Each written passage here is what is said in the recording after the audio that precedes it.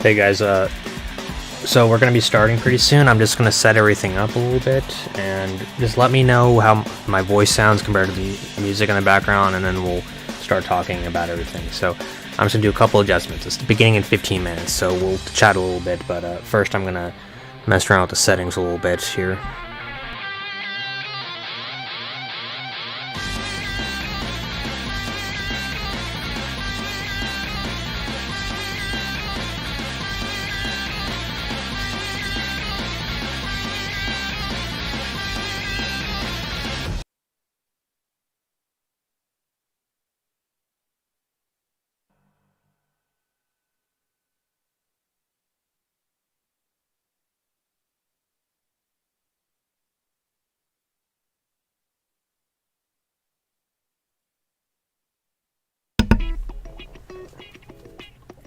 Alright, let me know how that sounds. Just have to mess around a little bit. Hey everyone joining the stream today. We're going to be live reacting to Jeff Keighley's Summer Games Fest, which is the new E3 pretty much. I'm pretty excited actually. I'm really interested in seeing what they're going to announce. Hopefully we'll get some good reactions for the channel and we'll have a good time. We're going to be streaming this, we're going to be streaming the Xbox conference, and we're going to be streaming the Capcom conference next week. So it's going to be a bit of a busy week, and I'm also working on some YouTube videos. Yep, Capcom is showing off a thing next week, and I'm planning on streaming that. Hopefully things go according to plan, and we can stream that. Let me know if the picture quality is good, let me know if the audio quality is good, as always, and we'll have a good time. So yeah, how's everybody doing? Let me know how you're all doing. It's been a few weeks since I last streamed. I streamed Tears of the Kingdom most recently, and the PlayStation conference.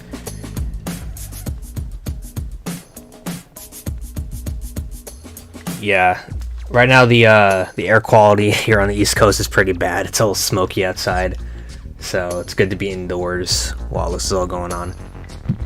Tell me if the music in the background is overshadowing my voice also, because sometimes you gotta fiddle around with the settings to make sure that everything sounds good. Yeah, so far we know Capcom and Xbox are both gonna do something. Ubisoft's doing something also, I'm pretty sure. They've also got a conference coming up soon. I gotta double check though, because I got an email from them about that. I don't know if I want to do Ubisoft's, but they might show off something cool like Assassin's Creed or something like that. Let's see.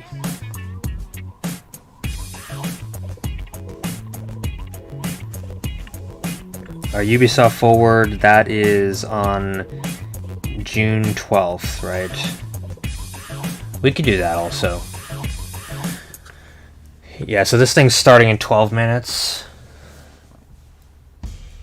Very exciting.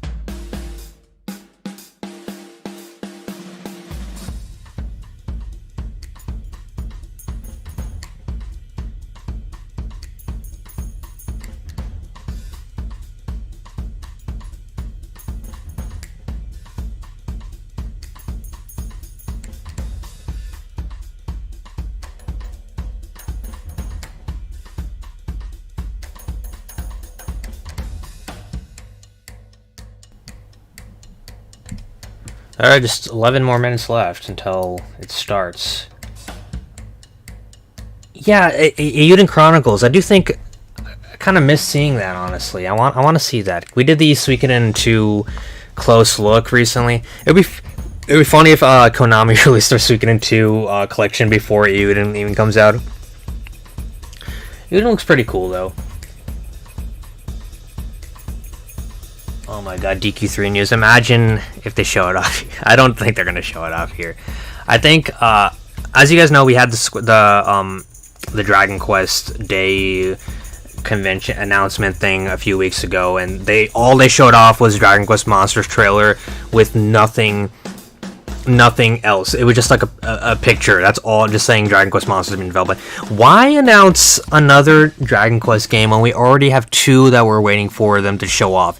They went past the Dragon Quest Day without even mentioning 12 or 3 HD2D remake, and I'm just amazed, honestly. I'm just frustrated, honestly. It's like, it's ridiculous.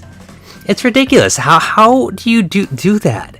So now we have 3 different Dragon Quest games, and they're probably going to show off Monsters in September. That's what it seems like they're going to do. There's going to be some kind of stream in September. They're going to show off Monsters or whatever, and we're not going to hear about 3 or 12 until probably next year, which is ridiculous. I think Square Enix doesn't want Final Fantasy to be overshadowed by Dragon Quest, so they didn't want to show it off here at E3 or anything, because it will. If they show off Dragon Quest 12 and it's like awesome looking, it could definitely hurt Final Fantasy in a way. Pretty dumb though. You know, they announced a lot of really crappy games, and the one good game they aren't even showing off. Alright, we got 9 minutes left. Yes, it does suck to be a Dragon Quest fan.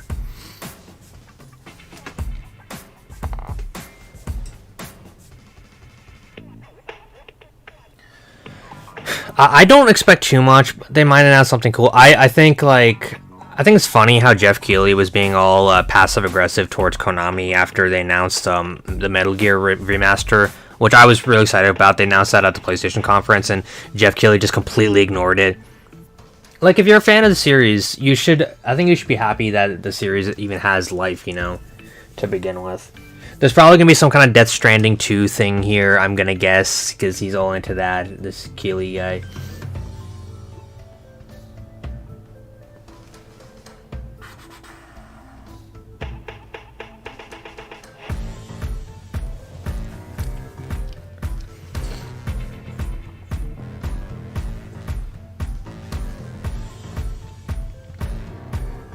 Alright, just 8 more minutes until it begins.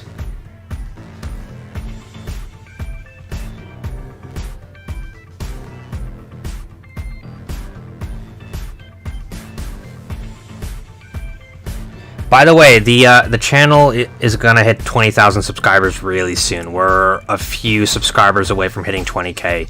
It might happen today or tomorrow, so yeah, that's kind of big. The channel will be hitting 20,000 this week at the rate it's going so far, which is big for the channel. That's like 1/5 of the way towards a silver play button, and that's kind of crazy if you think about it. Yeah, so we'll be hitting 20,000 soon. I'm still not sure what I want to do for it. People have been asking me, what are you going to do for 20,000? I don't know yet. I'm working on a few projects. I think I'll make something soon, a video soon, but it probably won't be the 20,000 special. The 20,000 special will probably be a little bit bigger. That's exciting though. Yeah, the channel is pretty young too. We've only been doing this for like 4 years now at this point. I think there's some people who've been doing it way longer than me.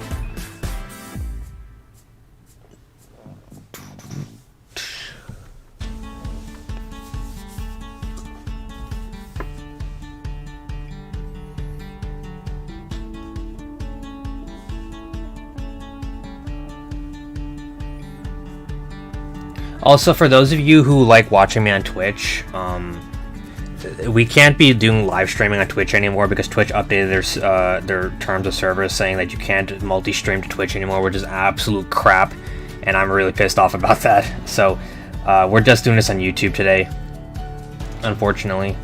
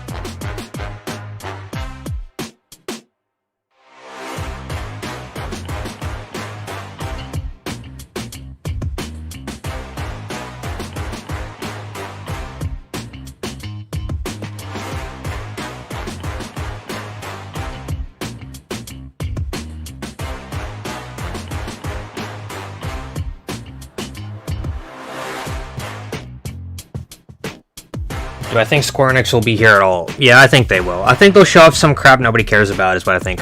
Or they'll show off, I think they'll show off 16. I think Final Fantasy 16 will definitely show up to this. They'll have some kind of trailer, and they'll show off some new indie game that they just announced specifically for this that nobody's ever heard of. Like that soap thing they announced at PlayStation. They'll have some crap like that.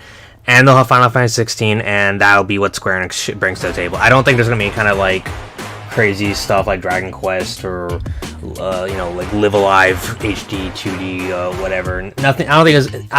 My expectations are very low. I'm very very pessimistic about everything nowadays. That's just how I am. Damn, only 3 minutes left.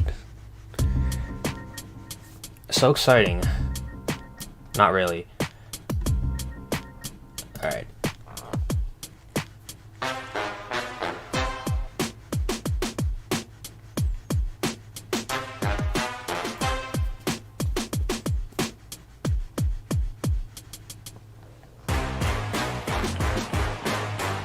Ooh, stayed up at 4 a.m. for this. You know, I've done worse. I stayed up until 6 a.m. to try to get a Yuji Hoari's plate that he signed. He's doing this giveaway where he signed a freaking plate and drew a picture of himself on it, and I was like, damn, I want that plate. And he was giving it away at 6 a.m. and you had to answer a question, and all these Dragon Quest fans were like, we're gonna stay up until 6 a.m. for this. And the question was, he posted a picture of some random place in Japan and just said, hey, where is this? Whoever can guess where this is gets the plate. That is so unfair. Nobody in America would ever be able to guess that. That's insane. And I stayed up until 6 a.m. I stayed up all night to see if I could win the plate, and that's like so sad, you know. So I get it. I stayed up until 2 a.m. to get the Nintendo Switch when it first got announced to pre-order it, and I stayed up until like 3 in the morning to pre-order the Zelda Breath of the Wild Master Edition, and I got it, and Amazon canceled my pre-order like a month later because they ran out of stock, even though I stayed up until way past midnight to pre-order it. So I feel that. Yeah, the Persona 4 remaster. I played that game too many times to play it again, honestly. I just want Persona 3 remake to just come out already. I played Persona 4 like 6 times. I love that game, but you know, you can only play something so many times. Alright, we got 1.5 minutes left. Yeah, it is unfair. I think he did that like just to screw with his Western fans, because that was like a question only a person from Japan could figure that out, basically. And yeah, it's just bullshit. Alright, 1 minute and a half. When it starts, let me know if like the music is overwhelming my voice or anything, and I'll tone it down. Just make sure, you know, just let me know if there's any issues. 1 minute left.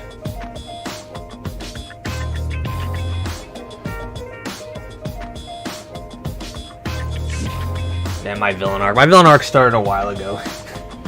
I'm well into it already. It all started when they announced Dragon Quest Treasures instead of 3 HDTD remake on last year. Alright, enjoy Persona 4. It's a good game. The GeoGuessr guy, I bet that guy could have figured it out, honestly. I bet he could have, because that was just unfair, honestly. Some dude figured it out in 5 minutes. The guy who won it figured it out in 5 minutes. I have no idea how he figured it out. That's insane to me. It was like some random person's backyard. It was insane. But yeah. Alright, 15 seconds left. A Chrono Trigger remaster, that would be pretty cool. Look, I'm hoping they remake Persona 3. That's what I want to see. That's why I'm watching this. Persona 3 remake. Let's go. 5 seconds left. Alright, starting. Yo, the people clapping and cheering, those are not real people.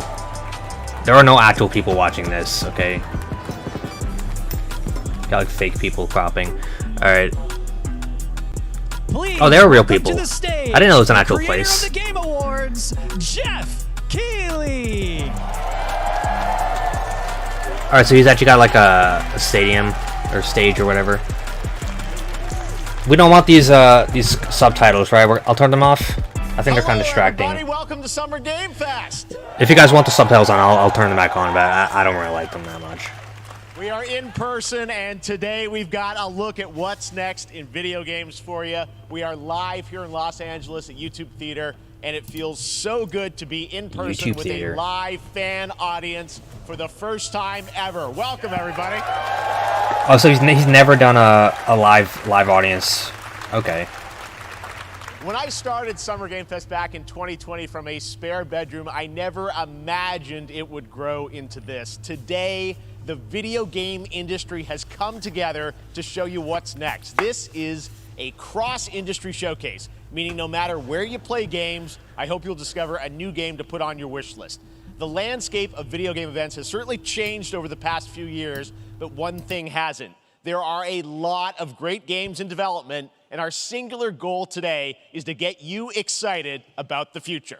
In just a few minutes, we'll see the first extended gameplay of Mortal Kombat 1. It delivers, don't worry. Alan Wake 2, the reveal of Fortnite's next season, and yes, we do have a very special grand finale that you're not going to want to miss. That's all I'll say right now. Ooh, a special grand finale. Let's get right to the games and gameplay. I wonder what that's going to be. Is something you're not expecting, which makes it that much more exciting. Here we go. All right, let's see what it is. Prince of Persia? Or that's something else, right? Yeah, it is Prince of Persia. Okay. Our kingdom is cursed.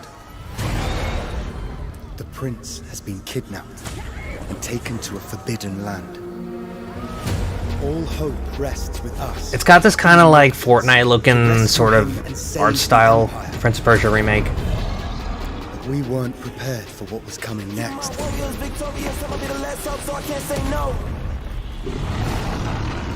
Then again, they weren't prepared for me.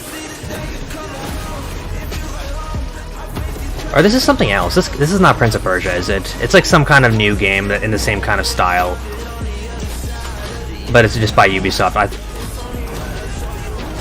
And it's a 2D game.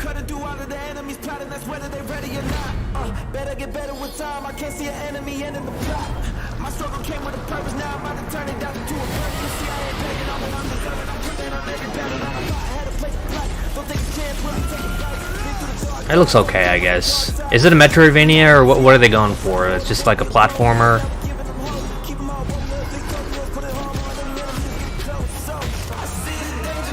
Because Prince of Persia has not been 2D for a really long time. Times of darkness, hope is the only thing that keeps us fighting. I'm not even sure if this is Prince of Persia yet, actually. Fulfill my destiny and save the kingdom. The Lost Crown. It's a 2D Prince of Persia coming out next year for PS5, Switch, all that stuff. It looked okay, I guess. Not super impressed. There's a little surprise. Prince of Persia: The Lost Crown is coming in January 2024. A brand new action-adventure platformer in the iconic series with deep combat, some huge boss fights, and of course, incredible platforming, puzzles, and animation, bringing a modern take on the legendary franchise. You'll be able to see more at Ubisoft Forward, streaming on Monday as part of Summer Game Fest. All right, let's move along to another iconic video game franchise that just celebrated 30 years. That's right, it's time for Mortal Kombat 1. Mortal Kombat. Couldn't keep you waiting on this one. It has been 4 years since MK11, and ever since, Ed Boon and the team at NetherRealm have been hard at work on the most ambitious MK yet that reboots the series into a new era timeline, and it's coming this September. Everyone has been asking, a lot of fighting games this year. Who's on the roster? How do the new cameo fighters work?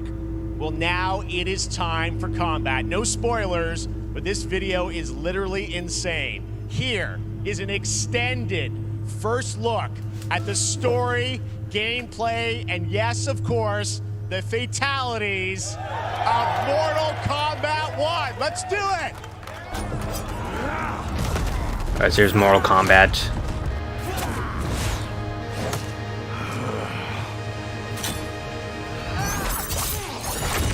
I have had enough of you. Then go, before I put you down. Fight! Okay, so here's the gameplay. The graphics actually look pretty good.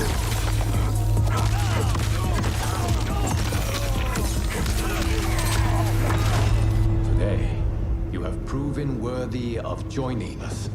Come, there are other champions I must gather. What do you want? Sento. It's my family blade. Sento's mine, and I won't give it up without a fight.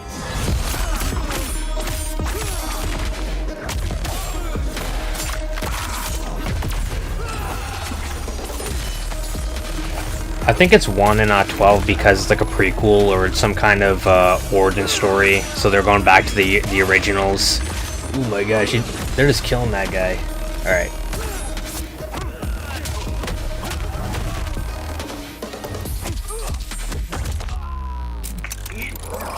Enough! Okay, let's go back to 1 here. Who are you again? Lord Liu Kang, protector of Earthrealm, god of fire.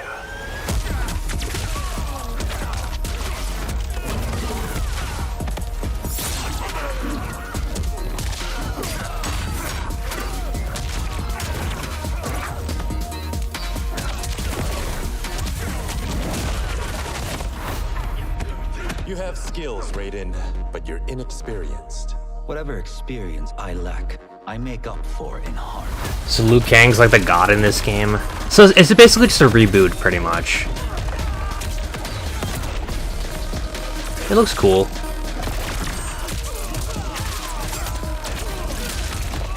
And this is like the first Mortal Kombat we've had in years.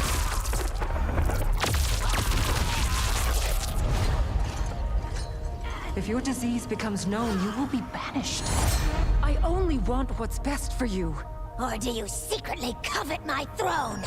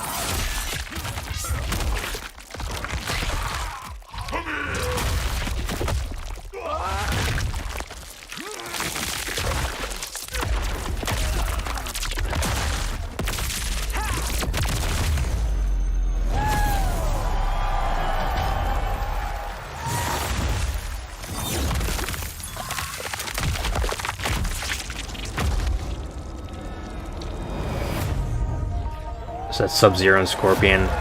So Scorpion doesn't have like the scully head anymore because it's a prequel. I mean, that was pretty good, right, guys? Now, I'm sure you have many questions about what we just saw, and to tell you more, I am so honored to welcome to Summer Game Fest one of our industry's greatest creators, a man who has been loyal to the same franchise and fan base Ed Boon, I guess. 3 decades. Please join me in welcoming to Summer Game Fest the creator of Mortal Kombat, Ed Boon!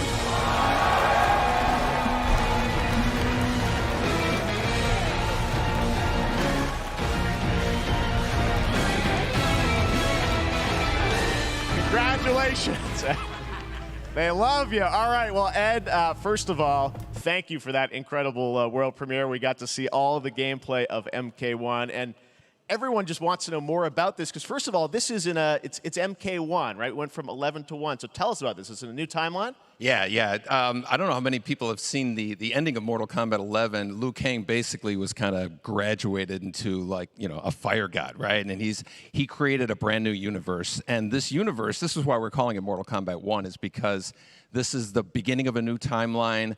A number of these characters you've seen before, but they're told in a completely different story. And so Sub-Zero and Scorpion are brothers now, and there's all these things that were rivalries before are now allies, and so mixing the whole thing up. So we're just kind of rebooting, and that's what the 1 is for.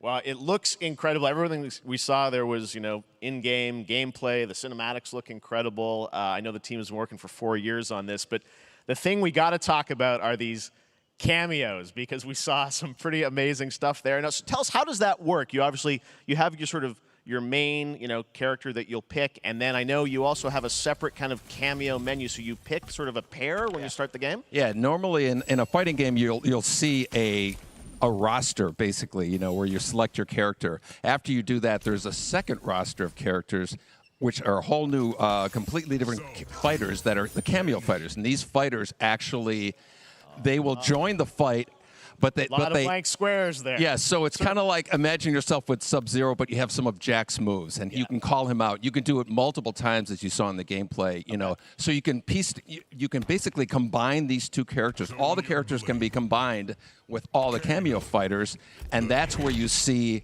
That's where the player's kind of imagination comes in, and they can actually customize it for what they like seeing, the best team-ups. Well, so how does that work? So you're in gameplay, you have your main, you have your cameo. How do you summon them? Is it time-based? Like, how often do they come in? It's not a tag team thing, right? Exactly. And you're basically summoning them. It's just one button push is basically summoning, but they have a variety. So you can go, push that button with towards, and it'll do a different move. Push it with down, it'll do a different move.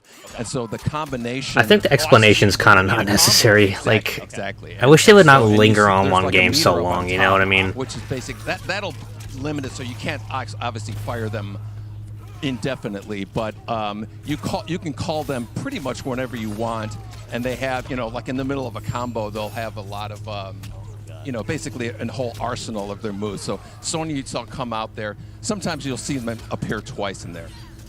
So time-based, they come out, and then obviously as you go through, you revealed some of them there, but is it a different set of characters that'll be in the cameos? Are there some repeats from the main roster? How will that work? Yeah. Some of the characters are going to be available as cameos as well as the main roster fighters. You can play Sub-Zero with Sub-Zero, right? Same thing with Scorpion. But a lot of our cameo fighters are kind of like nods back to our first game. So you'll notice Sonya and Kano and Jax are in their kind of older costumes. And so there's a lot of that novelty. We have a lot of really surprise ones. I think you guys saw Goro. Yes, Goro popped in there. Yeah. Exactly. So there's a lot of kind of really digging into the old Mortal Kombat games as far as getting, we really love the novelty of it. We really want the cameo characters to feel, kind of nod to the old games. Well, speaking of not the old games, let's talk. You confirmed, I think, or at least known, that Jean-Claude Van Damme is actually going to be in this game as Johnny Cage, right? Is that true? Yes. That's pretty cool. People don't know the story. I mean, Bloodsport was such an inspiration for Mortal Kombat, so he finally is now part of it? It's a huge first full circle moment. The first Mortal Kombat game, we originally wanted to be Van Damme, the video game, and that never really worked out. So I can't tell you how many times over the last 30 years we've tried to get him. We were this close, like 4 or 5 times. And so finally we got him, and he's doing the voices, too. Wow. So you're going to hear Jean-Claude, his voice doing Johnny Cage lines and stuff like that. We're really excited about it. Wow. Well, I know the team has been working so hard in Chicago to build this through COVID, and it's coming out in September, so we don't have to wait long, right? That's right. This has been a very difficult secret to keep over the last 4 years, and so but we could not be more excited in terms of getting players' hands on it. And throughout the summer we're going to be showing a lot more content, a lot more characters, a lot more cameo characters. So there's a lot of reveals that are coming up. Amazing. Well, Ed, thank you so much for giving us the first look at MK1. As you said, this weekend people will be playing it, press and media, so we'll be seeing lots more coverage, lots more characters to reveal on the main roster and cameos. Ed Boon, thank you so much. First look. I spent a lot of time on that. Amazing. So excited about that one. All right. Show more stuff instead of talking about Mortal Kombat for 10 minutes. Action Come on. RPG fans with the release of Diablo 4, which is truly fantastic. Another big and anticipated ARPG is Path of Exile 2 from Grinding Gear Games. That's faithfully been updating and coming patching out. the original PoE since its release in 2013. We haven't seen anything on the sequel in over 2 years, but that changes right now. Here is your first look at a raw gameplay capture from Path of Exile 2, a sequel that pushes the engine and gameplay to a new level. All right, Path of Exile 2. It basically just looks like Diablo 4, essentially. Where are the gods? Hey you! What's going on?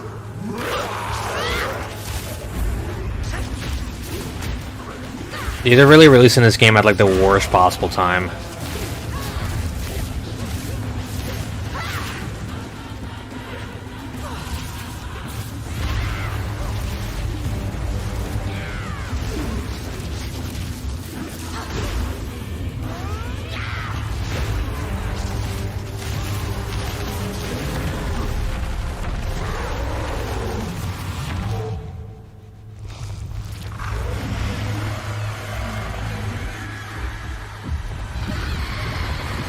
Was that the whole trailer?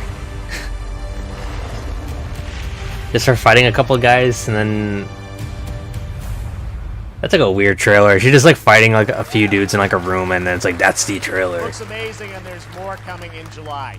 Last week marked the release of Street Fighter 6, a game we featured last year at Summer Game Fest. Well, the team at Capcom has an important update to share with you right now. Street Fighter 6 already... The game's already out. I want to see new stuff. Alright, who's this? This is...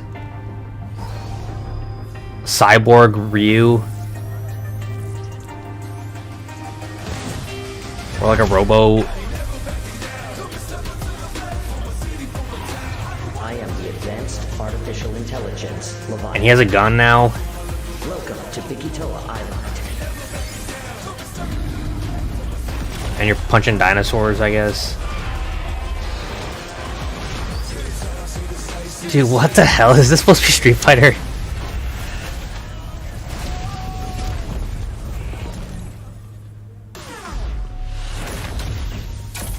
Exoprimal. Alright, whatever.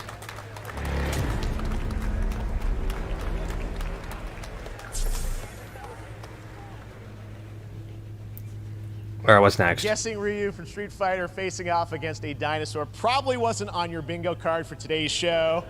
That Street Fighter Cross Exoprimal collab will launch in the fall with the game coming out on July 14th. But guess what, guys? That may actually not be the craziest. Do I think we'll hear about DQ3? No, I don't think we will. I don't think so. I think Jeff Keighley probably never even heard of it. He probably doesn't even know what the hell Dragon Quest is. More powerful than imagination. Probably has no idea what the hell that even is. What is this? We can shape the fabric of reality, transforming everything you may think you know. Nicolas Cage?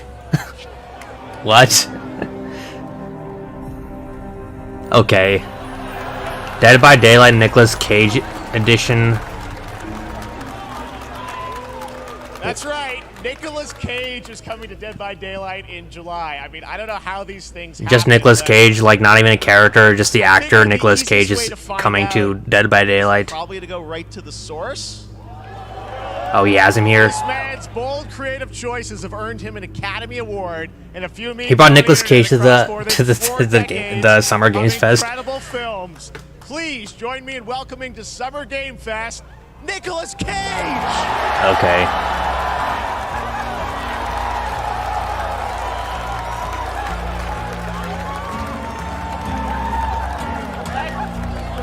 Thank you, everybody. Thank you. Happy to meet you. I don't know how long this is supposed to be. Welcome to the video game world. Could be like an hour or maybe two. Thank you. I'm so happy to be invited to your very, very cool club, everybody. Finally, I mean, I gotta say, this is such a crazy, unexpected collaboration. I gotta understand, how did this come about? I mean, some people be like, oh, maybe he'll show up in Fortnite, maybe he'll be in a Hideo Kojima game, but Dead by Daylight, I mean, how does this happen? Well, it's a museum of horror, right? Yes. And when I make movies, one of my favorite genres is horror. And in this, and in that genre, there's a character, a murderous ghost named Sadako, who I think is amazing. And she made an appearance in this game, so that was good enough for me. Okay. That's what, yeah, I mean, that's So- what's fun is you're playing one of the survivors in this game, and it's cool that, you know, it's This really is so weird. It's just him in the game. It's like not even like a character he's playing. Like, didn't he play a vampire recently in some movie? You play yourself, or who do you play? So I play this heightened exaggerated version of a film actor named Nick Cage. And he's going to a location thinking he's making a movie, and instead he wakes up. I think the point of the show is that these companies don't have to pay for their own show, and they could just use Jeff Keighley's money instead. It's rather amusing. And there's something about it that I think, as a survivor, is like a bonding experience. It's a bit like hide and go seek. You have your 3 other teammates who are survivors with you, and it's teamwork. You're working together to pull through. This is like when Keighley announced the Fast and Furious game at the end of his game, like his last Summer Games Fest a few years ago. He goes on too long with this shit. Like, yeah, cool, Nicolas Cage is here. We just want to see more games. We just want to like stop talking about this shit. Always remember to dress to match your talent. Honestly, like he's going on and on, really stretching out the fact that he has got a live audience, you know. Everything I do, everything I say, from the scream to the grunt, down to the most minimal, exasperated expression of a sigh, whatever it is, it's my voice, so that we are fused. All right. Fully method, Nick Cage. I love it. I mean, this is so fun. This game, as you said, is such an awesome kind of, collaboration with so many different characters. For you, I mean, how did you find out about Dead by Daylight? Do you know much about the video game Somebody world? very important in my family is a Dead by Daylight enthusiast, and that really put the hook in, pun intended. See, Dead by Daylight to me was an opportunity to branch out. It doesn't even look like him that much, the character. It looks like him like 20 years ago. So this to me was like, wow, I can make a whole new audience, meet a whole new audience, and branch out. And yeah, it's like we don't care. I didn't say, stop. It took me nothing but a split second to say. Why are they going on and on about Dead by Daylight in the year 2023? Excuse me, sinuses, allergies. What I noticed was that every move you make when you're doing this, when you're in the gaming space, it's timed down to the split second. It's a very immersive experience when you're acting out in this space, because every move, every grunt, every sigh you make has to be timed perfectly with the gamer's moves. So that was something that I learned from this, and I'm always looking to learn something. Well, we love having you in the video game world. We want to see Nick Cage in more games. Thank you. Thanks, guys. Nick, thank you so much. Hopefully the first of many. Nicolas Cage, great to see you, man. Awesome. There you go. Lock it in. Now, for all of you who want to play Nick Cage in Dead by Daylight, the chapter officially comes out on July 25th on PC and console, but PC players can try it earlier by downloading the player test build on July 5th. And here's an exclusive first look at Nicolas Cage in Dead by Daylight. Oh my god. His face is just like dead. He's like that expression, like not even moving his face at all. How old is this game? This game's like really old, isn't it?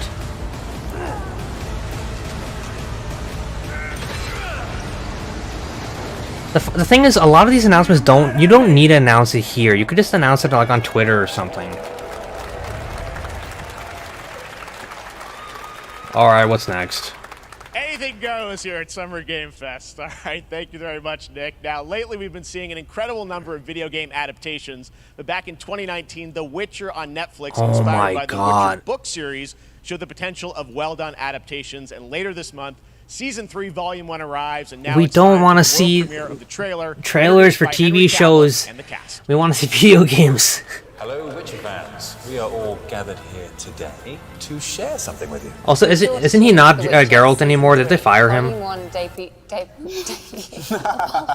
Volume 1 debuts on June 29th, only on Netflix. Get ready to watch the world premiere of our brand new trailer for Season 3 of The Witcher. Thanks for tuning in to the Summer Games Fest, and enjoy the trailer.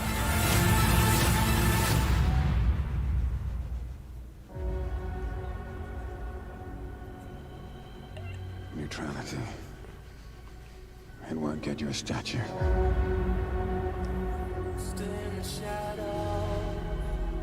But it'll certainly help in keeping you alive.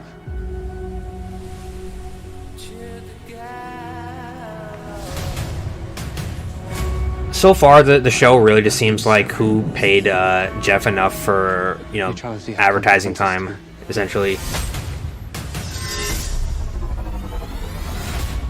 You know, if they were showing off like a Witcher 4 or something, that would be pretty exciting. Right. But this is Well, just that's deeply worrying.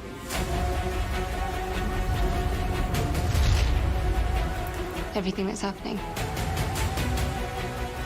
It's all connected. And this technically has nothing to do with video games if you think about it, because it's a book adaptation. This would be like if they showed up like a Game of Thrones trailer at E3. It makes no sense. There's no point of showing this off at Summer Games Fest. You sure about this? Are you?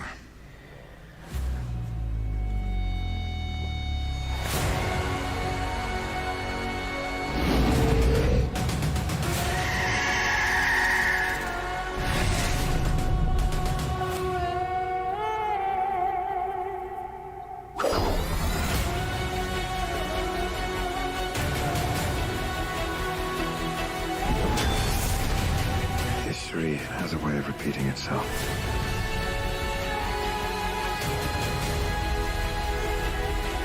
The dangers we've seen foretell an even more menacing future. For the first time, I understand real fear.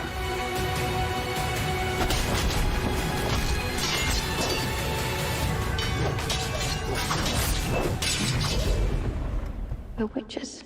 Is that so?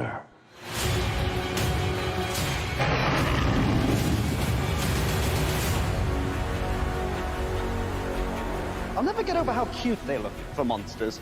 And they're like, no, please, don't hurt me. And then, wow! Fangs. Just like a boatload of fangs. All up in your business. It's like mild applause. Oh my gosh, Epic Games. Amazing.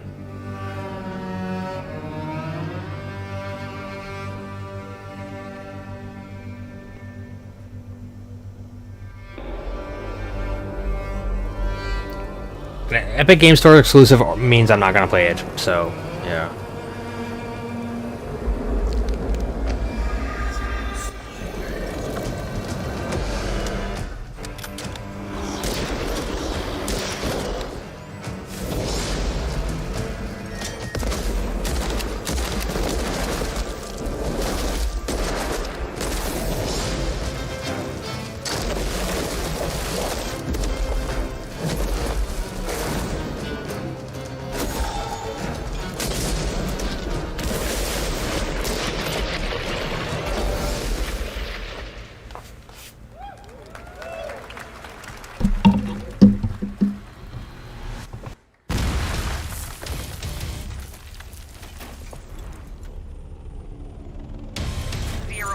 Operation Control clears you for engagement.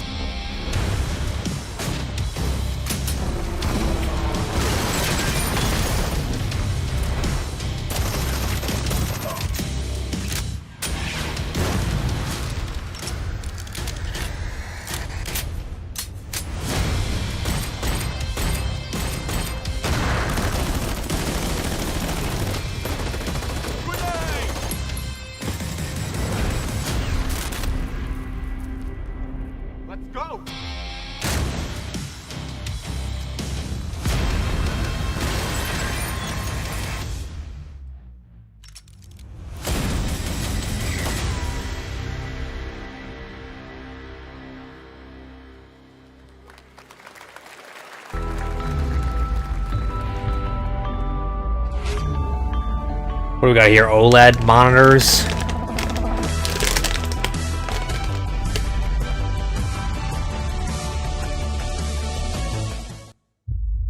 We have no choice. The root will destroy everything. For all time.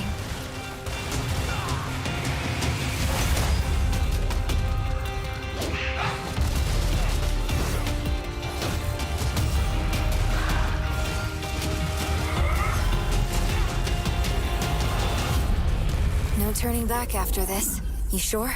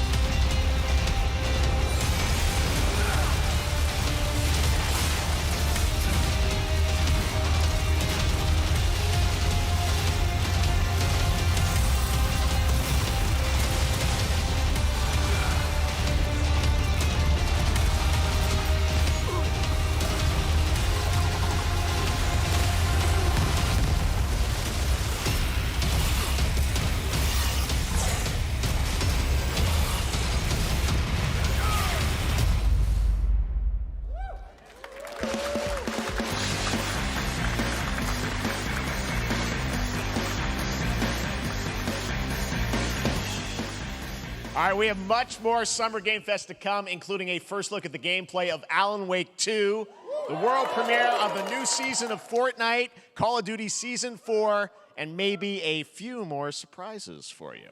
As we go through today's reveals, use the hashtag gaming on TikTok to react to the news. And we want to welcome everyone co-streaming the show live on TikTok. Oh yeah, I am a co-streamer. I forgot to mention that. I'm an official co-streamer. We also have a special Warframe Twitch drop, a free Steinax Warframe for watching more than 30 minutes of the show. Now, speaking of surprises, another legendary gaming hero is set to return later this year in a brand new game built from the ground up in a style that I think is going to get this fan base and longtime fans of video games very legendary excited. hero of gaming. Summer Game Fest global game announcement. New thrills with a classic feel. Let's see what it is. Oh, it's Sonic. What is this, Sonic? Like, it's like a Sonic remaster or something?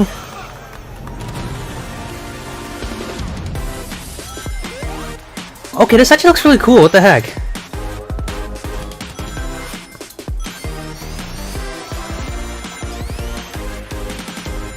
What is Sonic 5 or something?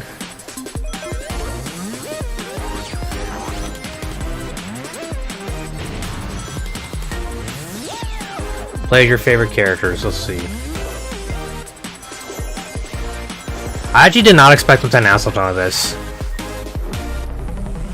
I'm just wondering if it's a sequel. It's not like a remaster or anything.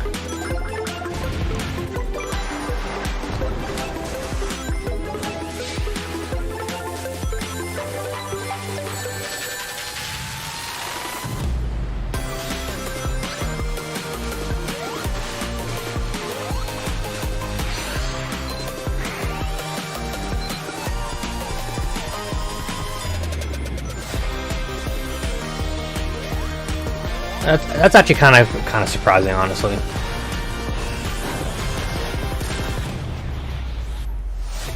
Sonic Superstars. It's coming at PS5, Xbox, Switch. Okay.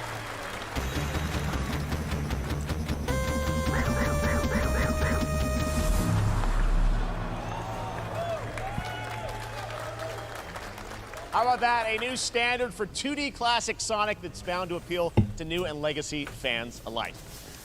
This past April, Honkai Star Rail launched, and as you're about to see, the game is bringing an exciting new character to space fantasy RPGs. However, we don't just have a new peak for current players, but also for those awaiting the game's release on PlayStation. Take a look. I wish this universe had This is the Genshin thing. Don't you get bored running across the map every day? Team Trailblaze back from duty. Mission 1 accomplished. Where's our next stop? I can't wait. Another busy day ahead of us.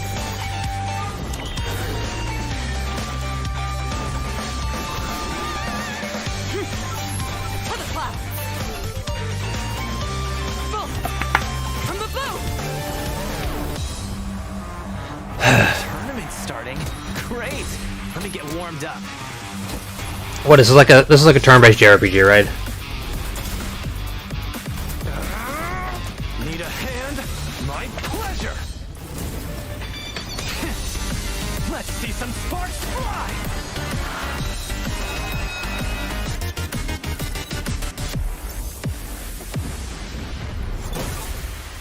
Huh. Never mind. I miscalculated. Can you let me have some fun this time? So it's coming to PS5. Time for a buzz. It's crazy that they'll show something like this off, but they won't show off other JRPGs at the Summer Games Fest. Later this year on PlayStation. All right, inspired by the story of Pinocchio, Lies of P is a Soulsborne-like game from the team at NeoWiz, which is coming to Game Pass, PlayStation, and PC this year. Well, if you're wondering exactly when, we have news to share with you on its release with this brand new trailer. August, I'm guessing. That's probably when it's coming out. Or July. They can't compete with anything coming out in September.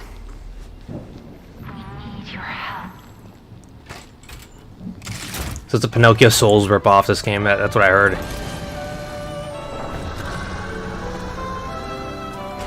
The graphics actually look pretty cool.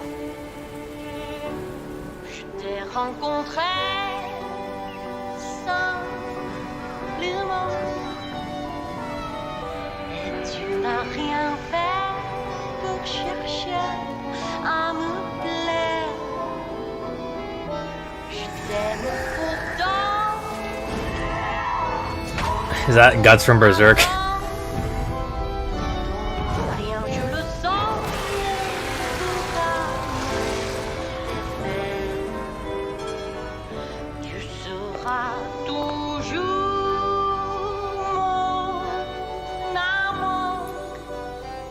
It really gives you like the Bloodborne kind of aesthetic.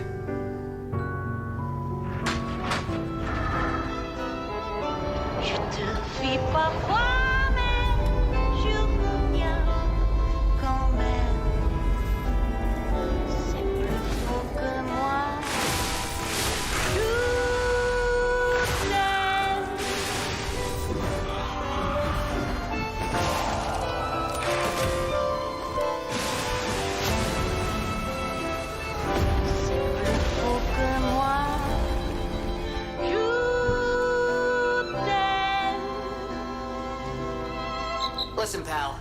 Nice landing, but let's not make it a habit. So September? Oh, it's coming September actually.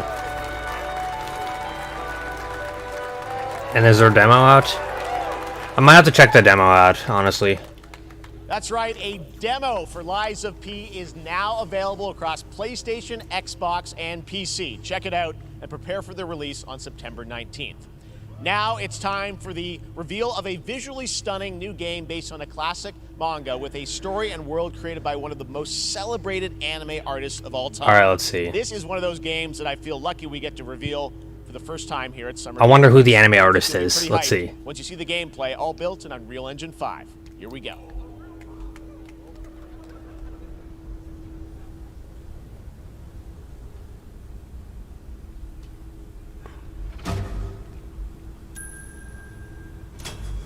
Scorpions walking around. Is this Sandland? Yes, this is Toriyama, right? Okay. They're making a video game based on this? Before Dragon Quest 11 or Dragon Quest 12?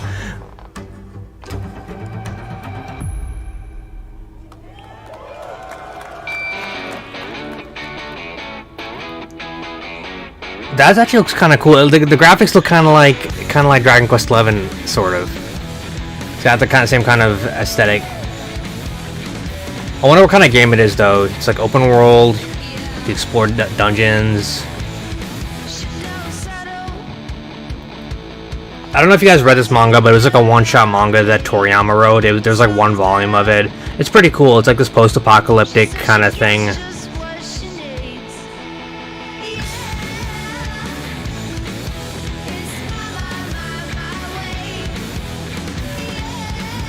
Sandland, the video game.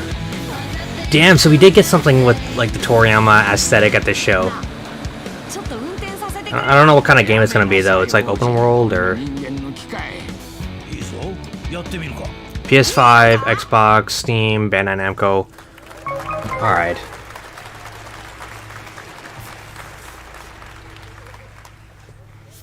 Sandland, get ready to become an unlikely hero in an adventure where you don't need to be human to save humanity. That's coming from Bandai Namco, and we're excited to see more of it soon. Independent games are such an important part of the industry, and one thing that's very important to us at Summer Game Fest is supporting those creators as well.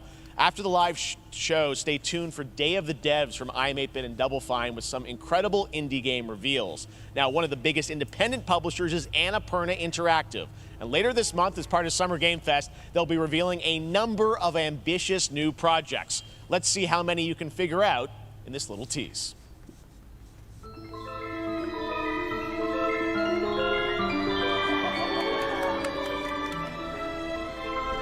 These are all their games.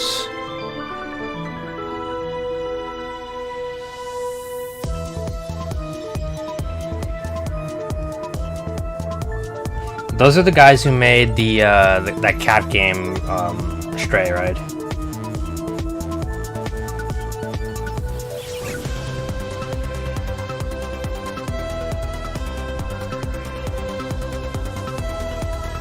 Okay, so their biggest announcement yet.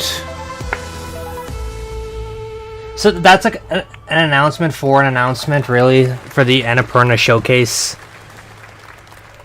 I wonder what that was at the end. We'll find out later this month. All right, next we're stepping into the world of Throne and Liberty, a free-to-play PC and console MMORPG from NCSoft and Amazon Games with an always changing environment. I really don't care now that I heard it's Amazon Games. And the ability to transform into creatures to battle across land, sea, and air. Here's a look at Throne and Liberty.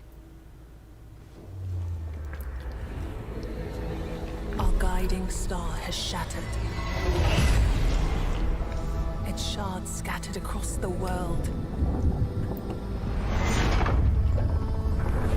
Was I Guts? Why does every single character look like that? With a giant ass sword. Ancient evil searches for these lost fragments, destroying anything in their path. You must find them. Harness their power. So many of these games just look so samey, you know? There's nothing like... Down this threat once and for all.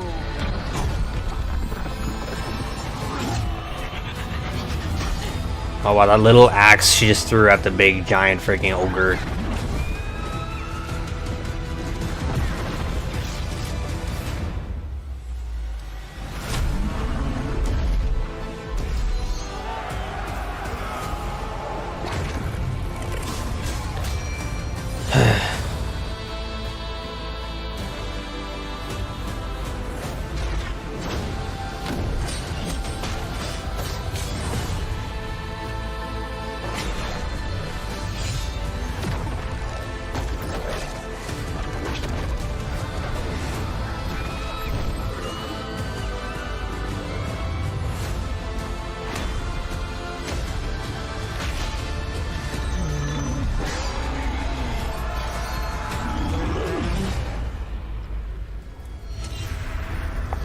Throne and Liberty.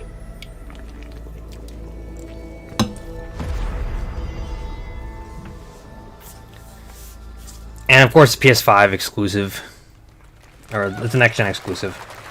Looks great. I also want to say hello to everybody watching on Steam right now. I'm sorry we don't have any free Steam Decks for you right now, but on June 19th, Steam Next Fest does return, giving fans a chance to try out hundreds of new in-development games. One of them is the free-to-play medieval fantasy sword-fighting game Warhaven from Nexon, which lets you transform into supernatural immortals. Here's a new look. Another game with the same exact sort of look about like medieval battles and stuff. This, what kind is this though? Let's see. Hear the battle call, cities rise and empires fall, but it's a war worth fighting. We're taking up our arms, held the line up, here we touch, and we keep on fighting.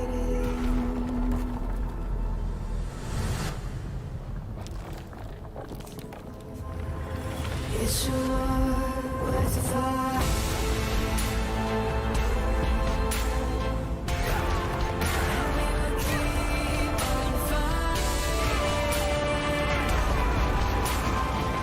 Dude, I've seen like a million games that look like this. I don't like...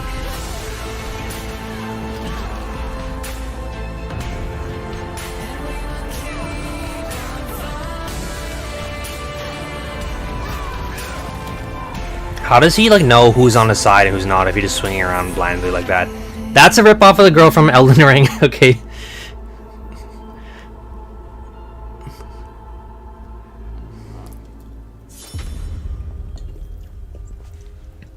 Steam Next Fest. Hey, this is not. Why can't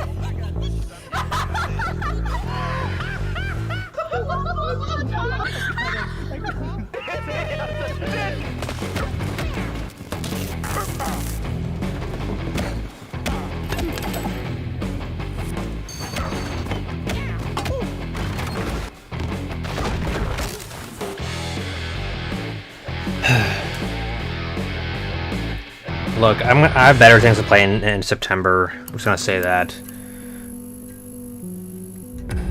Pilgrims, summer is coming, and with it, a lot of cool stuff will make its way to Dying Light to Light. stay human.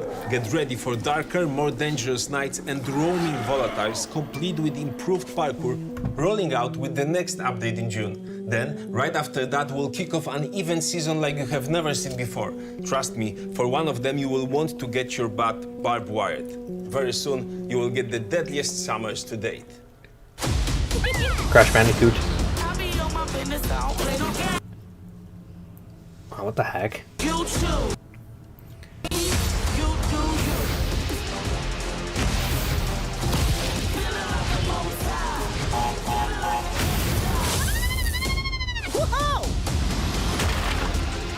See, I don't think this is the kind of Crash game anybody actually wants to play. I think people would rather just play it in a normal platformer. Oh my gosh, Psychonauts 2. This is Samsung's like TV gaming thing.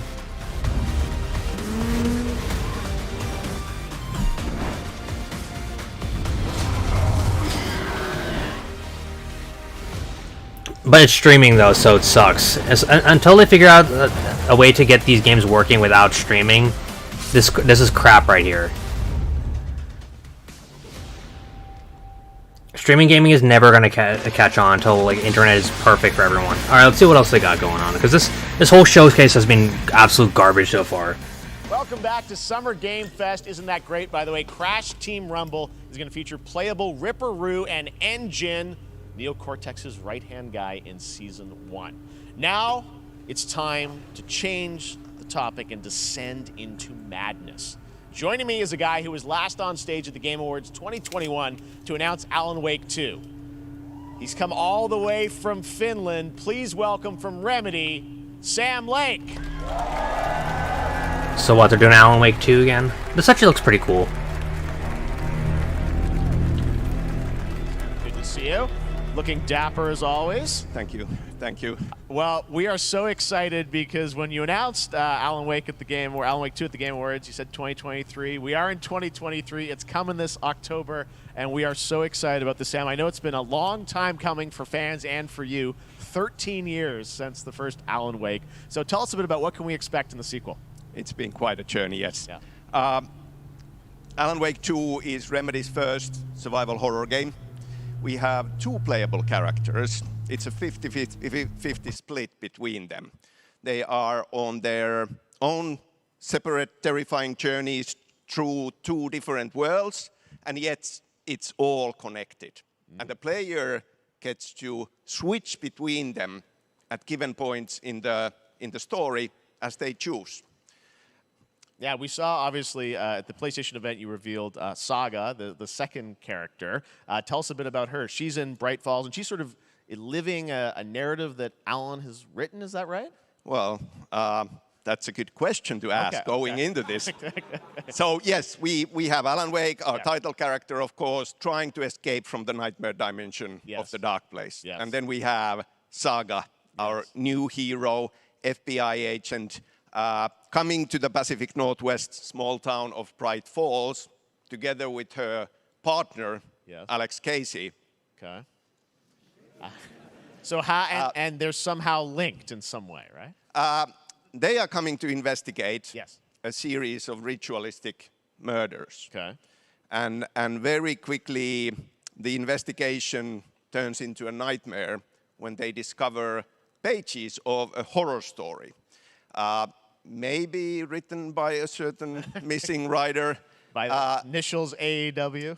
And this horror story starts to come true around them.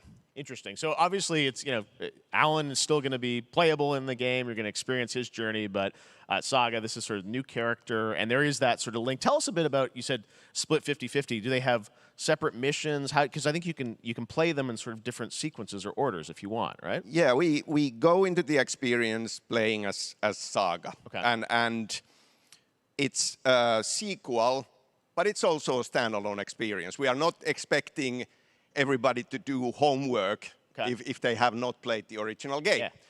This can be enjoyed as is. Saga doesn't know anything about the lore, about the supernatural, in this world, she will be going in very quickly. She has to learn to survive. And with that, all the players will be on that journey with her. And then we open up the experience so that you can hop to play Alan Wake in the dark place as he's trying to find his way out. And you can keep on playing as Saga in the Pacific Northwest as the investigation goes on. And you are free to switch between them. There are a lot of connection points in many surprising ways, but there is no right way to play through this. You can choose. You can go on as Alan all the way close to the end, or as Saga, or you can keep hopping between these two sides of it. Well, you're always so good at kind of telling challenging, interesting narratives in unique ways. I mean, Remedy's always been known for that, and you especially, so we can't wait to see how these stories intertwine, I'm sure, throughout the experience. Today, though, I know you brought with you some gameplay of Saga's adventure. We're just going to see a raw segment of the game, right? Yeah, raw gameplay for the first time ever. This is early on from the experience. They're hyped, Sam. They're ready for it. So tell us, what we're going to see some Alan Wake gameplay now. It's probably just going to be like Resident Evil. Forces of darkness have brought the murder victim, in this case, back to life as a monster. And Saga is outside Pride Falls at Cauldron Lake, trying to find him and stop him.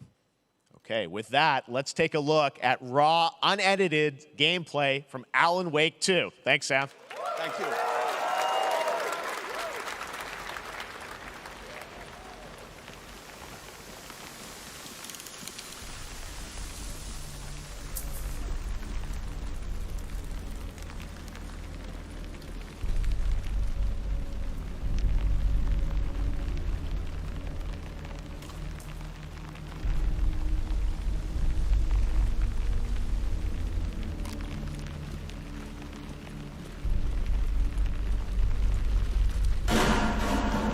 Sounds like somebody's home.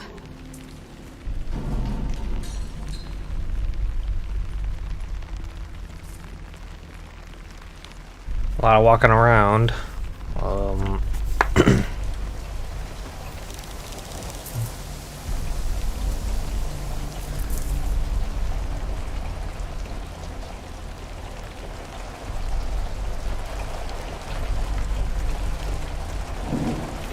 Yeah, this is pretty boring, this entire thing so far. Like, yeah, I get it. You know, it's a horror game. You're walking around, like... Let's see how scary it is, actually, though. The deer, like... There's even a picture of the deer on the wall. Deer jump scare. Oh, there's a crazy deer, man.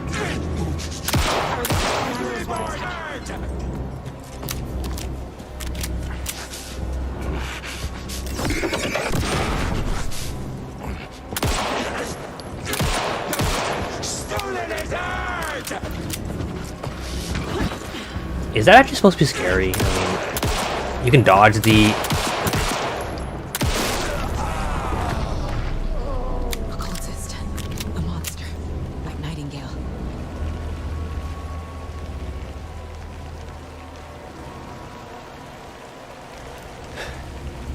This better not be a PS5 exclusive, because it looks like it could be a PS4 game, honestly.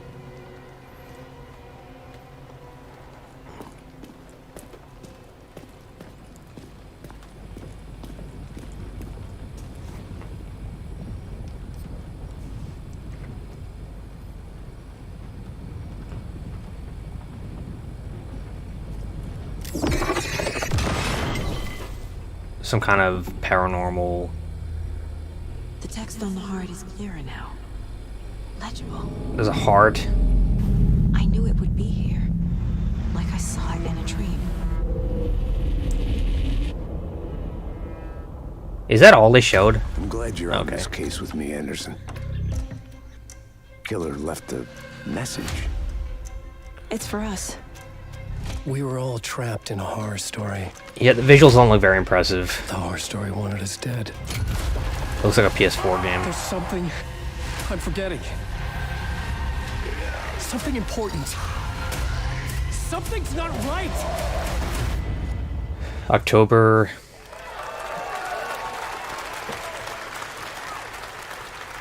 A long time coming, but Alan Wake 2 looks incredible. Thank you to Sam and Remedy for that first look at gameplay. Now let's get a first look at the co-op campaign of Warhammer Space Marine 2 from Saber and Focus. Warhammer Space Marine 2. We're facing a Tyranid splinter fleet. That Space Marine was like on the PS3, right? That's like an old game. And Kadaku. I'll be straight with you, Titus. I have my reservations about your reinstatement. There could be questions. Will that be a problem? No, Captain.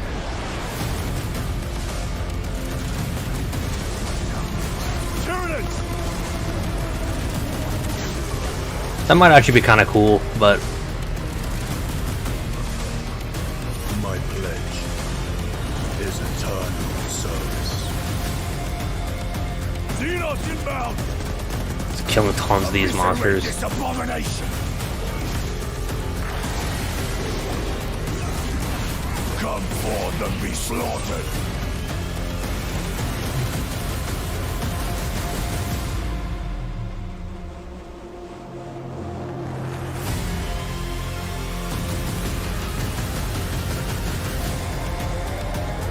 Open the gates. Care to see if we can slay more Xenos for the Chiron?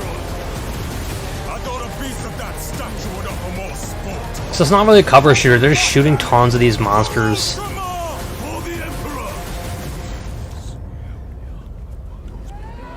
It looks alright. Like fighting those xenomorphs.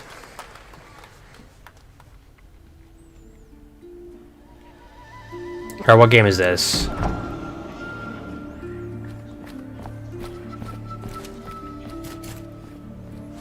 It's like an HD 2D game.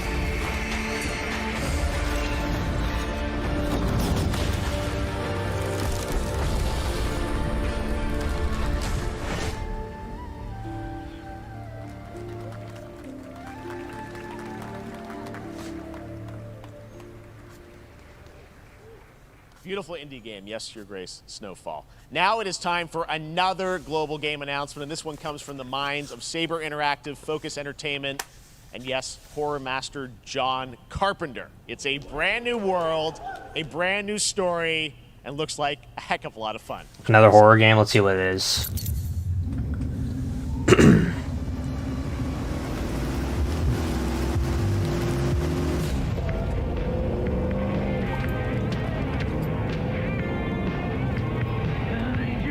Gotta be ready.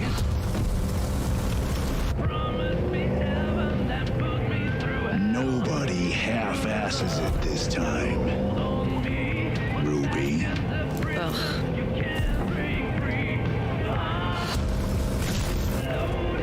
On my mark. 5, 4, 3, 2, 1. Shot through the heart, and you're to blame. You give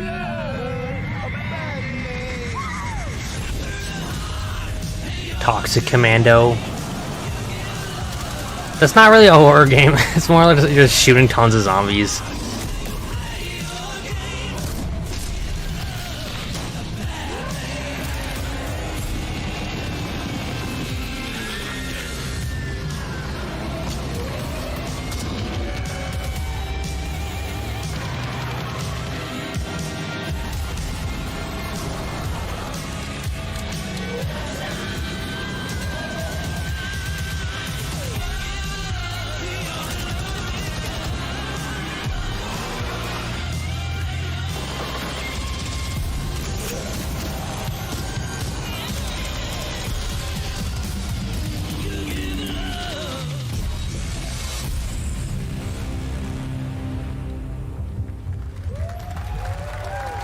Yeah, it looks like a lot of games I've already seen that already exist, so.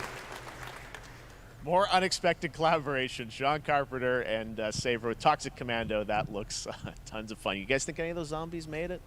All right. Well, this August brings the long-awaited full 1.0 release of Baldur's Gate 3. Okay. And today, a new member is joining the cast. We're about to see the reveal of Lord Enver Gortash, the commander of a mechanical army of Steel Watchers. He's a second antagonist and is voiced by a familiar name. Okay, I'm actually looking forward to seeing this. So let's see some Baldur's Gate 3. Enver Gortash, swearest thou by Balduran's blade to defend the citizens of Baldur's Gate from enemies within and without? You are soon to witness the people of Baldur's Gate granting me complete power over them. A new age is upon us. Gods have mercy on those who would stand in our way. A mad dog understands the yank of the leash on the hand of its master, but it cannot be an equal. You can be my equal. There's an old wisdom. A brittle alliance can never be mended. It can only break. I want to lead this city to glory, not scorch its earth. Friends, allies, to my side. Let us usher in a new dawn. This city is mine. I'm not ready to call you enemy. What do you say? Shall we be allies? This game's gonna be pretty awesome, I think. You said it was under control. It isn't you I answer to, Gortash.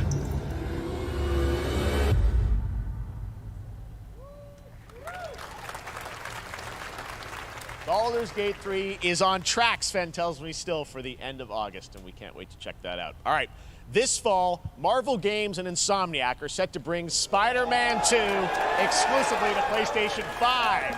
Sounds like you guys are a little hyped, so to tell us more is Brian Intihar, game director at Insomniac. Brian, thanks for coming by. I know you guys are... All right, so we saw last week. It looked all right. But, you know, behind us, is this the box? This is the box art. This is, Symbiote Spider-Man. Here it is. I mean, it has 2 on the box for a reason, because this game features 2 Spider-Men, so we're really excited about it. Absolutely. Peter and Miles, we're so excited about this experience that you guys are doing with these sort of 2 characters. We saw some great gameplay at the PlayStation Showcase, but I want to talk about the 2 villains, I think, in the game. There may be more. There are more. There are more out there, I Two promise. main ones, but we have some new art to show of, we obviously, Kraven, we got the reveal at the PlayStation event. So tell us a bit about him and how he factors in. So Kraven's very different from any character we've done. He's not, he's not powered by magic or, tech. He's just the best hunter in the world, and he's coming to New York for his greatest hunt. And what's better than all of the Marvel characters that live in New York City? So Peter, Miles, and others, he's on the hunt. And others, ... Yes, yes. But Venom also, obviously, Symbiote is a part of this whole story, as we saw in the gameplay. Is that how Venom looks? Oh, there you go. Good reaction to the art. I'm glad you're happy. I don't know how much you're going to tell us about Venom. Is this, can you tell, is this an Osborn Venom? Can you tell, what's the origin of Eddie Brock Venom? Or? It is not Eddie Brock. Okay. It is not Eddie Brock. Okay. Our goal was to tell an original story, something you haven't seen. So it's Harry Osborn as Venom. Yeah, obviously, we love Venom for a reason. Yeah. All those things you love about the character are going to be there, but how the story plays out, who is Venom, you have to play the game to see how it goes. Really? So it's not Eddie Brock Venom. Okay. That's how Venom looks like in the game, though? Now, obviously, the symbiote is a big part of the gameplay, and one of the things I think we were all struck with the footage that you showed at the PlayStation Showcase was, how that is going to really impact the gameplay when you're playing as, Peter. So tell us a bit about that and how, the gameplay is going to be dramatically different. Yeah, I mean, I think you saw it in just the raw power, the strength, and even the transformation of Peter's moves in that gameplay reveal. Yeah. He's we call him the acrobatic improviser, him and Miles, but you can tell there's a lot more strength, a lot more raw power, aggression, which you saw both in the moves and how Peter talks. So it's not just what happens in gameplay, it's what happens, how the story plays out. Interesting. So how it affects him as well. Yeah, I mean, you saw some of that, and there's much more of that journey when you play the game. And I know the journey is also more expansive. You've got Queens, Brooklyn, so even more of sort of There's Brooklyn and Queens in the game too. So it's Manhattan, Queens, Brooklyn, and then being able to use the web wings to traverse at speeds way That's kinda faster than cool. they were before is really awesome. Hugely ambitious game you guys have been building over the past few years. We saw at the PlayStation event, it said at the end, fall 2023, and I think we're like getting close to that. Are you guys feeling confident that you're gonna make it this fall? You know, Jeff, I know you like exclusives. Yes. And I can promise you we are very confident what we're going to tell you right now. Oh. Yeah. Okay. Yeah. Let's take a look. He was trying to get the release date out of him. All right, let's see some Spider-Man.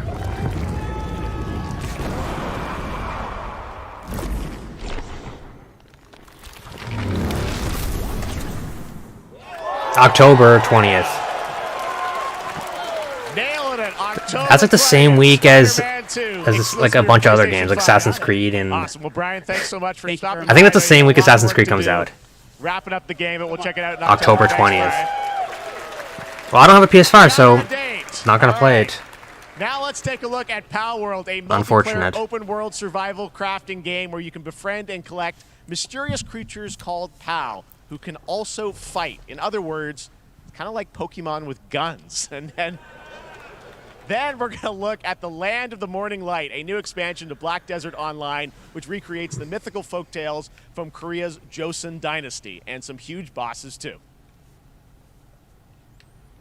This is the Pokemon with guns. So far, the show sucks, by the way. I'm just gonna say that right now. Absolute crap show.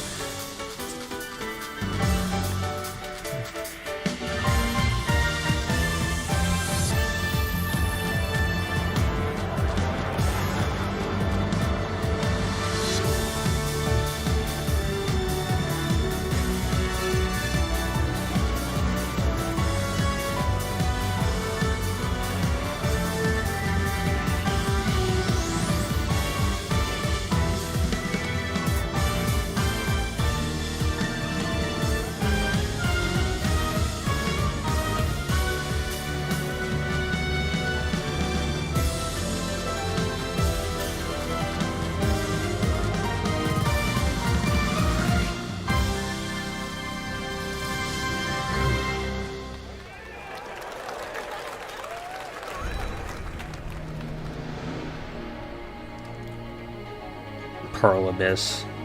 I want to see what's next after this.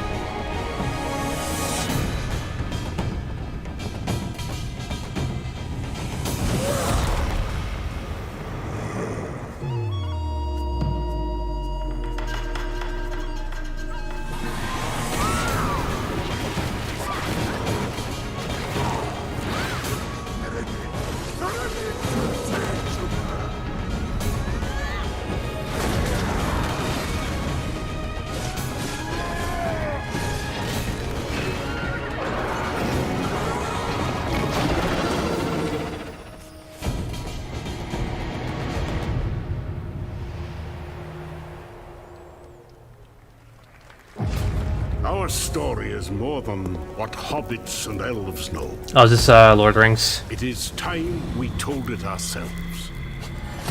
With hammer and axe, we mine and scout. Is this a Gollum game? The shitty ass Gollum game that just came out? The worst game of 2023. It's like a Lord of the Rings game starring dwarves where you mine stuff. They literally made a Minecraft game where you play as the dwarves in Middle Earth.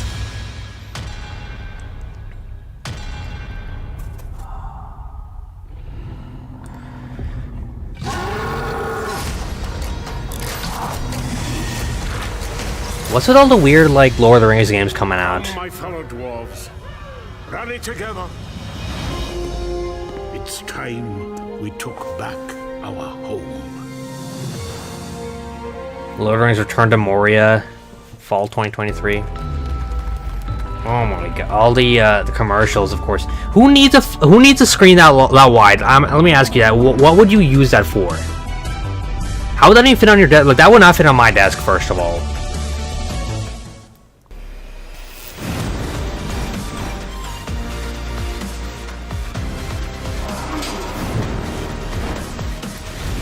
Another smart TV crap, freaking streaming, gaming, garbage. Alright, what else?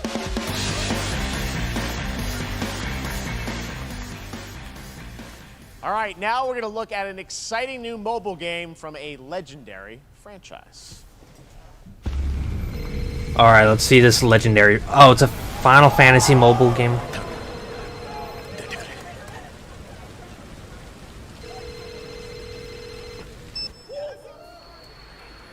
People better not cheer for this. Okay, it's a mobile game.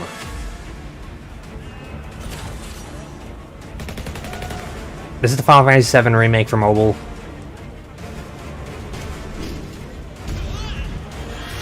Hey, so Square Enix did come here. They did show something off, looks like. They showed off a mobile game. That's what I said they wouldn't show off, right? Some kind of mobile game or something.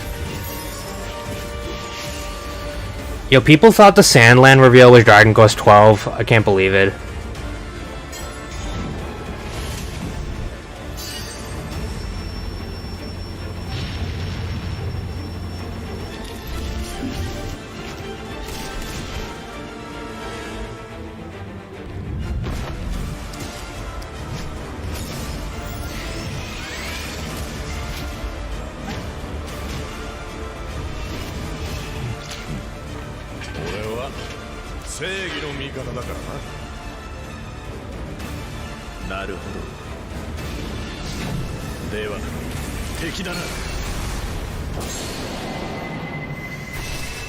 Ever Crisis. Yeah, I don't care. Okay, what's next? What's next? Pre-registration for Final Fantasy VII Ever Crisis has just started, and users will have the chance to participate in an upcoming closed beta test. Now, speaking of Final Fantasy... 16. No. Today during Summer Game Fest, DoorDash has your back. Get He's like, okay. Free burrito you order from Taco Bell using the code GameFest. He was like, no. I'm not showing off a game. Here's a DoorDash plug. DoorDash, stay in your game. Yep, we got you. All right. That's hilarious. Now here's a look at He was like, no. Last year at TGA, Banishers Ghosts of New Eden, the story of two ghost hunters in the haunted wilds of North America.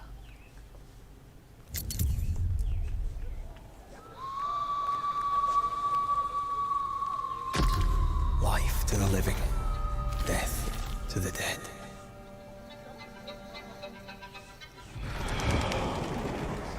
We are banishers. We end suffering for those who live.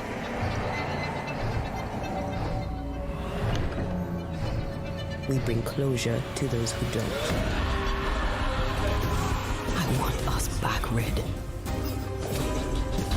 I want revenge on what killed me. I want to live. What game is this? As the man says, we face a choice, simple and awful. I banish you. Death to the dead. Do we kill? To be together again?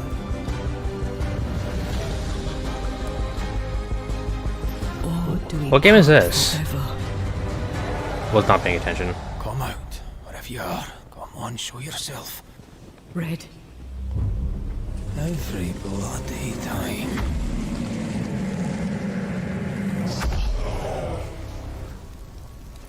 Banishers.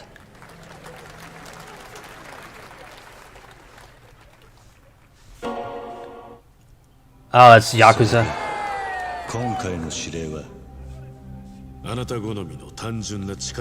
Is this Yakuza 8? This is Yakuza 8, isn't it?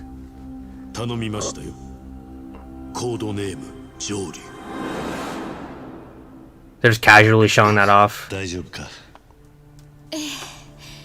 お待たせしてしまって。トラブル発生。車はまだか。到着まで3分。何があった？お前らも今回り右すりゃ無事に帰れる。さもなきゃ。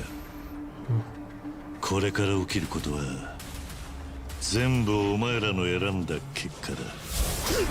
Yeah, this is Yakuza 8 that they're just showing off casually. Okay. Or no, it's an action game, so it's not Yakuza 8. It's some kind of spin-off starring Kiryu, right? It's something new that they're announcing. Because Yakuza 8 is supposed to be starring Ichiban, right? This is something different then.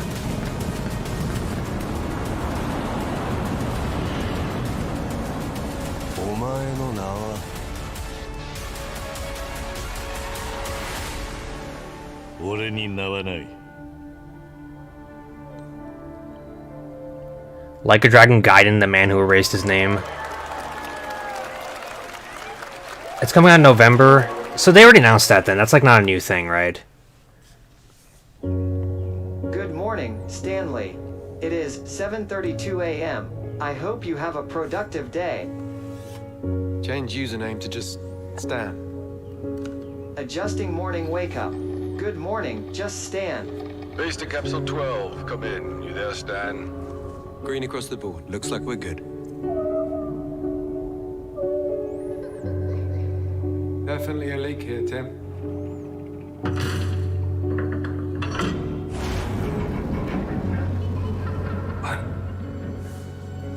How long has it been now? 3 years. 2 months and 17 days.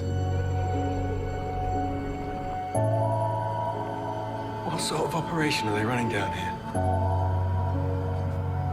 He shouldn't be here. Is someone there? This doesn't make sense. Is someone else down here? No. Stan! Are you there? Under the Waves. Cross-gen. It's coming out in like 2 months. Alright, I'm very unimpressed with this whole show so far. Beautiful new game, Under the Waves, and today, incidentally, is World Ocean Day. Fun fact. Alright, next, Call of Duty.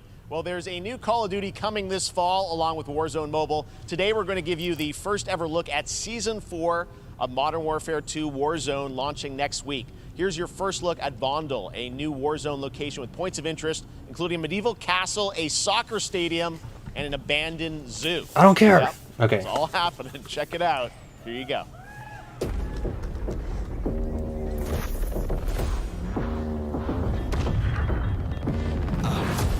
Trying to show you what we came to do.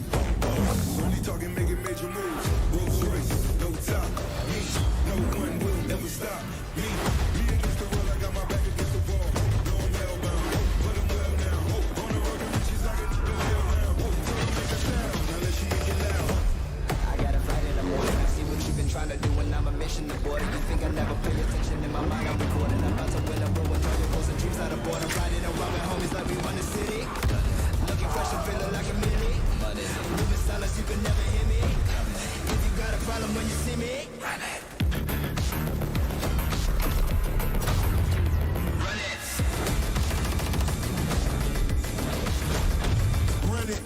Call of Duty.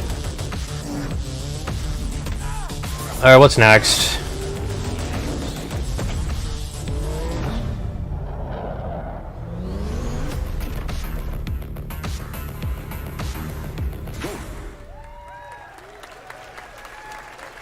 Season 4 next week. Today is a big day for video games, but also a huge day for Porsche. The iconic German automaker turns 75 years old today. And to celebrate their contributions in the automotive and gaming space, and we've all raced a 911 in some point at a game, Xbox has teamed up with Porsche for a limited edition run of 75 consoles inspired by 6 famous Porsche race cars. That's kind of cool, actually. And I'm thrilled to debut the first design here today, inspired by the Porsche 963 that's racing this weekend at the 100th running of the 24 Hours of Le Mans. Let's take a look. All right, what is the console going to look like? The Porsche Xbox.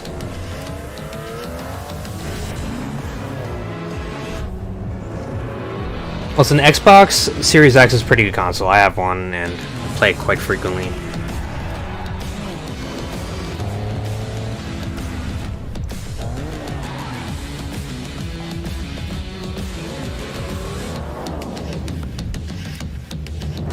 That's kind of cool. Now, can you actually buy it, is the question. And here it is.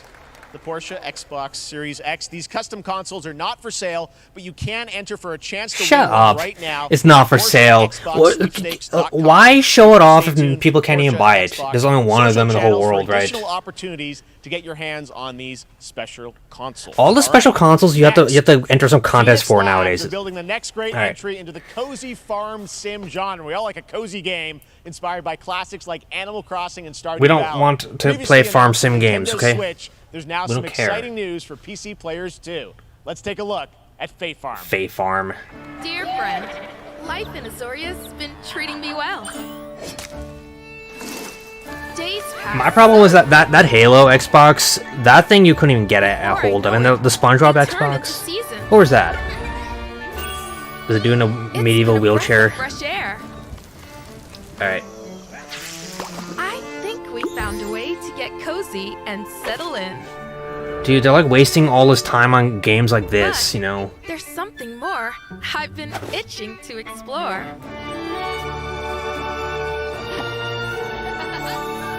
Realms where magic comes to meet us. Watch this be like a PS5 exclusive. As long as we're prepared, Only on that next gen. I think he said it was on Switch though. What do you say? There's so much yet to discover. Are you ready? Yeah, it's on Switch and PC. There's no way that many people were cheering for it, okay? Promised variety. There it is. Fae Farm and Mortal Kombat in the same show. Only at Summer Game Fest. Now, please welcome Ben Brode, Chief Development Officer and flannel enthusiast at Second Dinner, the developers behind the popular collectible card game Marvel Snap. What's up, Ben? Dude, this show sucks ass. Man, you guys have been on fire. Last time I saw you was at the Show's Game Awards when you horrible. won Best Mobile Game. Seems like you've been very busy. We're excited about the Spider-Verse content you've been doing. Lots going on over there, right? Yeah, it's been exciting. We've been doing a bunch of new features, some of the wildest cards we've ever made, and some new game modes. Yeah. Yeah, new game. Is that a segue, Ben? Certainly, yeah. I'm excited to announce Marvel Snap's biggest update ever. We have a new game mode coming next week. It's Conquest mode. It's a great way to get a super competitive experience and some exciting new rewards. But you don't have to wait till next week. If you haven't tried Marvel Snap, go download it right now on your mobile device or early access on Steam. All right, Ben. I love the enthusiasm, Ben. That's what I got. That's you. You're made for YouTube. All right. Well, we heard you brought something fun with you for us to watch, right? Oh, yeah. So, listen. I am incredible at card games, so I often win. Oh my god. And maybe you've had this experience, Jeff. Stop it with the card games. Fair. And I like to think it's because they suck. No offense, Jeff. This one sucks too, okay? Sometimes it's because they might just be a little bit unlucky. Cue the tape. Oh, snap. Okay, I don't have an ideal hand of cards here, but that's fine. I'll see what I draw in future turns. I bet like half the audience doesn't even know who this is. They're like, oh. Okay, I guess I will work with what I have. I'll play Medusa on location number 2. She gets +2 power. And let's see the next location. Clover Dangerfield has a 25% chance of destroying your cow. Okay, well, I mean, 25% isn't that bad. And it's gone. Okay, well, I have some powerful cards in my hand, so I can just... Let's see the next location. The Big Barn. Players cannot play 4, 5, or 6. Notice that nobody's laughing in the audience at all. Like, there's no laughter at all. Also, if you don't play a card this turn, you have 0 friends. No, you're just being... Okay. The show is absolute ass right now. Still to come, we're going to look at Immortals of Avium from EA Originals and Ascendant and the world premiere first look at Chapter 4, Season 3 of Fortnite Wilds. Now, if you're looking for the smartest way to that was not one of his better summer, skits. compare top credit cards side by side with NerdWallet and start maximizing your cash back rewards on everything from Wi-Fi to headsets. Now, here's a look at King Arthur Legends Rise, a new cross-platform UE5 game for mobile and PC, a Fantasy Squad RPG adventure that is available to pre-register today.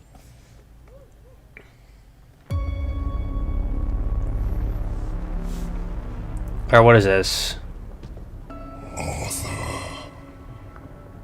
I have sacrificed everything to save your kind.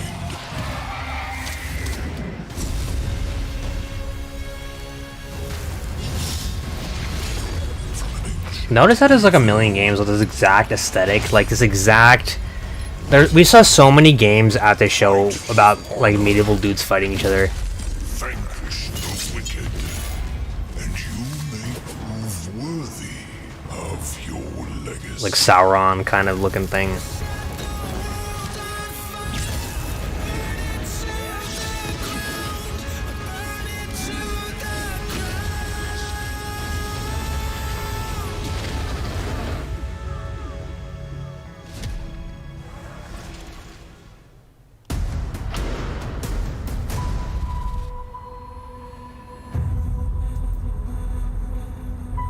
Wayfinders, do you remember the fall? The gloom descended on Skylight. You rallied to protect the beacon, and paid a terrible price. You fell, and the world was broken. Remember who you were, who you are, and return to us. This world needs champions.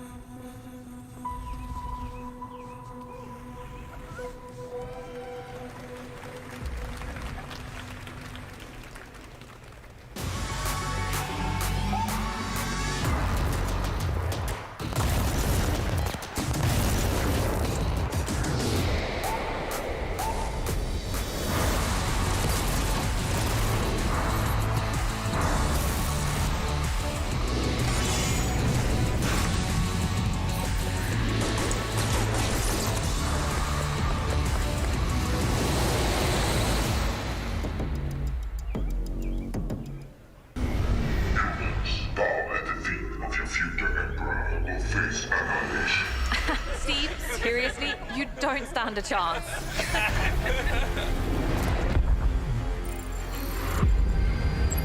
Project under construction.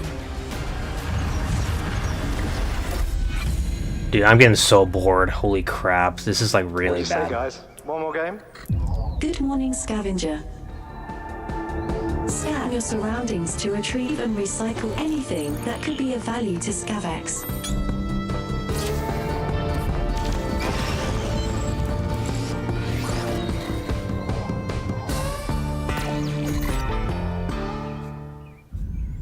Captain's log, stardate 43152.4. Oh, Star Trek.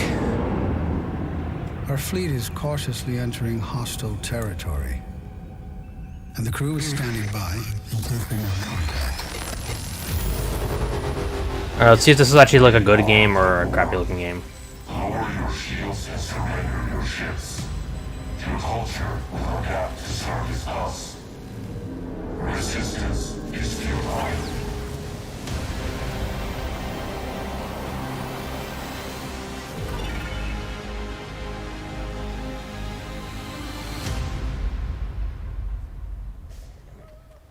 Star Trek Hey Infinite. there, Summer Game Fest 2023. It's Will Arnett here. Yeah. Right? Nobody was my buddy cheering at Anthony all. Madden and I have been working on this for some time now. We're really excited to share with you Twisted Metal, which is streaming only on Peacock starting July 27th. And I'm very excited to share a sneak peek of the character of Sweet Tooth, who I had the pleasure of voicing. Hope you enjoy it. Check it out. This is gonna be fun. We're setting. Swung a little wide there. Sweet Tooth. Well, aren't we a tall glass of water? Me? I'm more of a Hawaiian. At least it looks like, you know, accurate to the games. Don't fight much outside of your car now, do you? Look, clown, I don't need 4 wheels to kick your ass.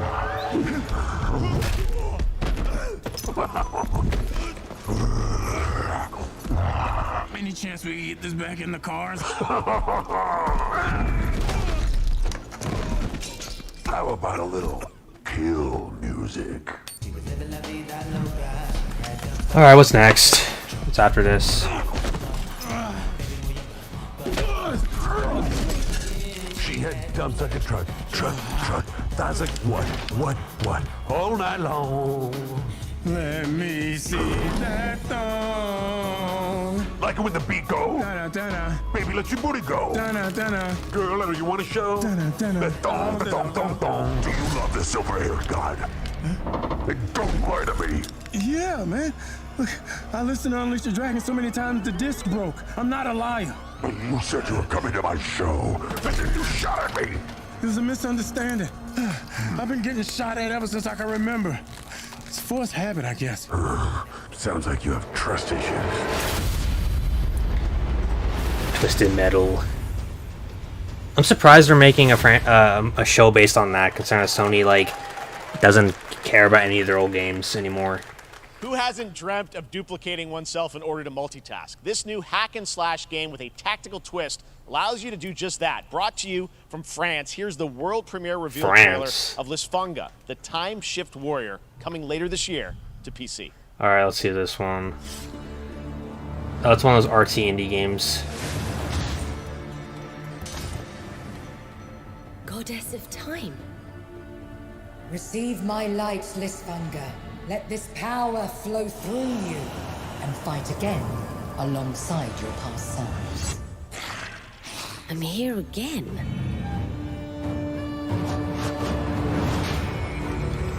Oh, that's not even what the graphics look like. I rewind. I begin again. But with It looks kind of like Transistor, but... You're coming with me. Oh yeah, Sweetu's head is supposed to be on fire, right? Forgot about that. You're not the only one who can be in multiple places at once. I will become Legion and crush these demons. Onwards! I can feel that there are more. Very cool independent game. All right, next up is a brand new IP from Ascendant Studios, a single-player, first-person magic shooter called Immortals of Avium. It's fast and fluid. It's an FPS in a fantasy setting, kind of like Doom with magic. It also has a great cast led by Darren Barnett as the main character, Jack, and he joins us now. Hey, Darren. Hey, guys. Great to have you with us. Doing? Thank you. This is such a cool game, super high production value, spectacular gameplay. Tell us about the guy you play. You're the main character, Jack, right? Yes, I'm playing the main character, Jack, as seen behind me. He's a battle mage that controls all 3 forms of magic, triple threat. He's brash, he's funny, but he gets the job done. Well, it's the gameplay, as we've seen, is just so fast-paced. There's so much action in it, you know, with all the spells, the spell casting, and the magic. What can you tell us about the story and sort of how this battle mage, Jack, comes in? He sort of becomes a battle mage, right? Yeah, he kind of comes from nothing. He's, I guess they call him a street rat is what he was. But he, during a time of intense trauma, he summons the power to control magic. Becomes part of the Immortals, which is like the elite Navy SEAL squad of this world called Avium, and they are in the middle of an Everwar fighting for the control of magic. Okay. You have a great cast. You, Gina Torres in it. Lots of amazing actors in this incredible, really high production value game that's coming out this summer. We don't have to wait long for it. And I know you brought something with you to share today, which is a gameplay sequence, which is one of the most epic sort of parts of the game, right? Yeah. So this is a wild part of the game. This trailer is going to be showing you the Immortals and myself confronting Sandrak directly, who is the top villain of this game, and trying to end the Everwar. And it's taking place in like one of the most badass levels of a video game I've seen. We're battling on top of a 400-foot mech in the middle of the ocean as it moves around. It's wild, so let's take a look. All right, let's take a look at some brand new gameplay from Immortals of Avium, which comes out this summer for PC, PS5, and Xbox. Thanks, Darren. Thank you. Sandrax literally pushed us to the edge. Everyone that can fight already is. And we're still losing.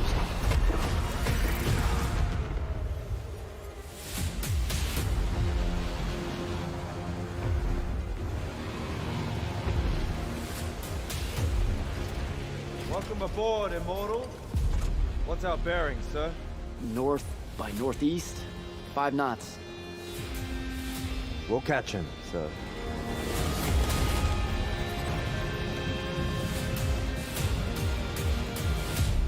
Prepare to repel boarders! Airship's got a cockpit! Action station! Action station!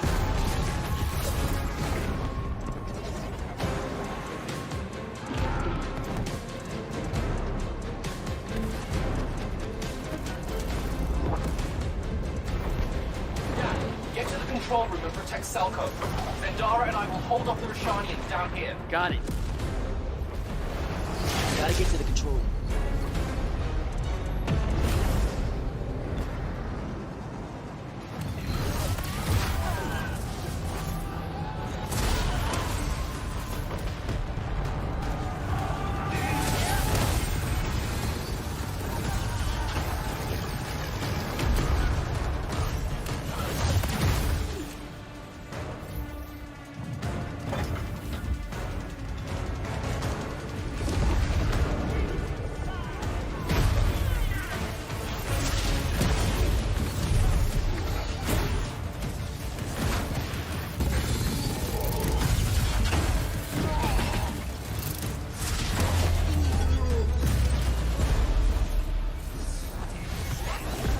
Dude, I'm so bored. You guys want to play something after this is over? Like, stream a different game or something?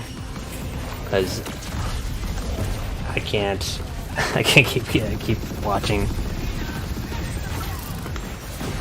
It's like I've seen this game a million times. Okay, like that's all I'm thinking about every single game I see.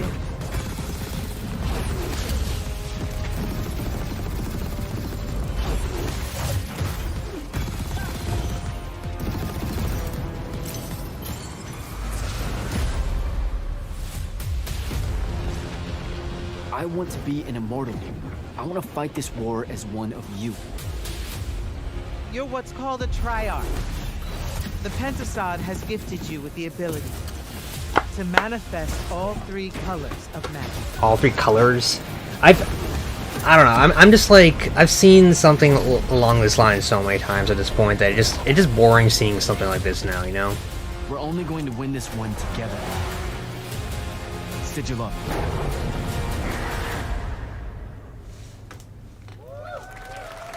And it's EA, of course, so you know it's gonna suck. Love that we get to show you guys so much amazing raw gameplay today, and that game looks incredible. Coming out this summer from Ascendant and EA. Now, one game that constantly reinvents itself is Fortnite, and tomorrow, Chapter 4 Season 3 Wilds launches, and today, Summer Game Fest is debuting the cinematic trailer to preview the season. The center of the island has collapsed, revealing a vast, hidden jungle with ancient secrets to discover. And of course, there's a whole new Battle Pass lineup where you can unleash the power, yes, of Cybertron. Here we go. Transformers is coming to Fortnite. Optimus Prime.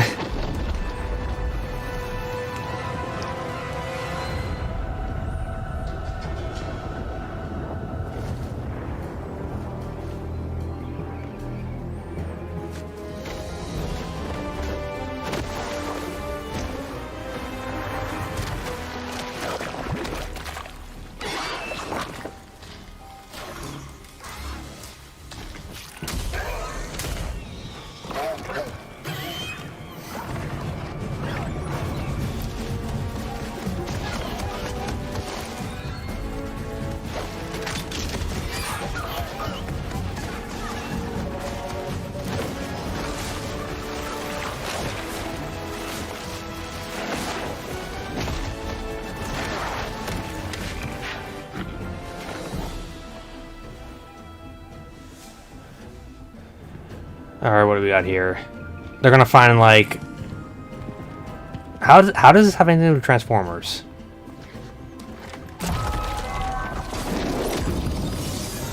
Okay.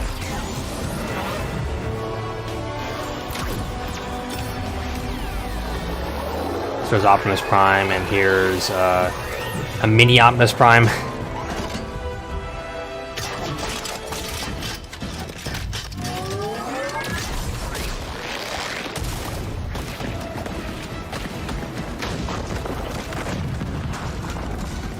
Yo, I need to see the next Transformers movie with the robot gorilla.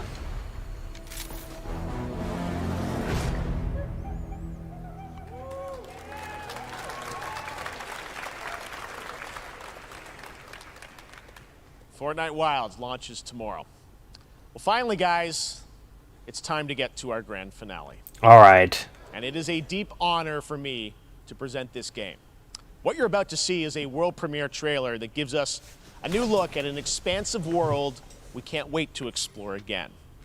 Again. This game comes from a studio that surprised the world and redefined the RPG genre with its iconic characters and rich storytelling. And I want to thank them for this trailer for one of gaming's most anticipated upcoming releases. The rumors were true. What? What could this possibly be? We're still here at the scene of this terrible disaster. Oh, it's Final Fantasy VII. Okay. Swept through sectors 0, 1, and 2. Amidst the wreckage of the expressway, search and rescue operations are already in progress. Look, it's a PS5 exclusive, okay? Nobody can even play this because it's not even on PC. Or anything else for that matter. Just look at it all. It's so green. Even after everything we've done to it, it's still going strong. It may look that way, but in reality, it's barely hanging on. I was wondering, what's Cloud been doing these past 5 years? Where's he been? And you're asking me this? So it's actually been 5 years. As far as I know, Cloud was never in Nibelheim 5 years ago. The life stream. It is the very essence of our star. The blood coursing through its planetary veins. According to Hojo, they're connected to Sephiroth. Shadows of the Mad, I believe he called them. Sephiroth was in Midgard. We fought him. Whatever happened, he's alive. But why come back now? After 5 years, doing who knows what?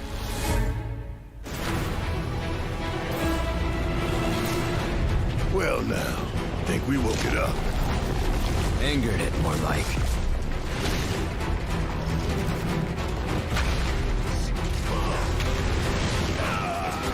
Feast your eyes on the Turk's latest and greatest, Elena.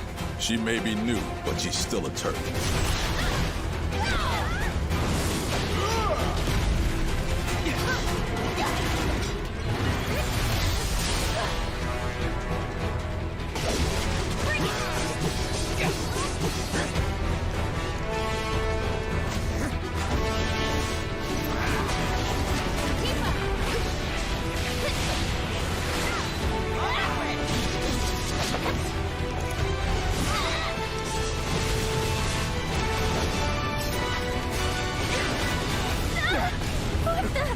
Keep her away from me!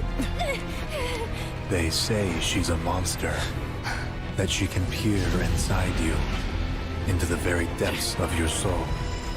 That she can become those you hate, those you fear, those you love.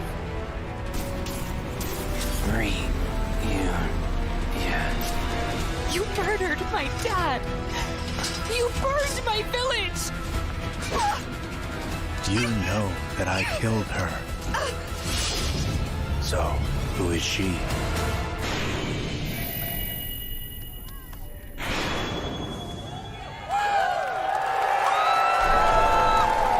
$2024 on 2 discs. Why does it need to be on 2 discs?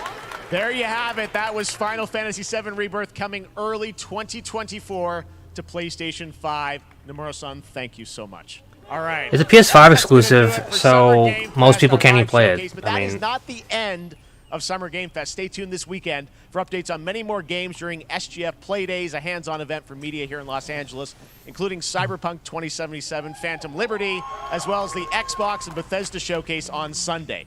Right now, though, stay tuned for Day of the Devs from I Am 8-Bit and Double Fine, which celebrates the independent game culture with a number of new game reveals over the next hour. We'll see you this summer, later this summer on August 22nd for Gamescom opening night live in Germany, and again in December when we come together here in Los Angeles to celebrate 10 years of the Game Awards. Thanks for watching, everyone. We'll see you soon. Okay, so, I don't know, I thought that was kind of lame overall. I didn't think there was a lot of good stuff. Even Final Fantasy VII Remake 2 didn't seem that impressive to me, honestly. Do you think they could have announced something more interesting, you know? I don't know. Yeah, people are like, oh, I thought it was gonna be something new, like Persona 3 Remake or something like that. But it's like, oh, Final Fantasy VII Remake Part 2. Yeah, okay.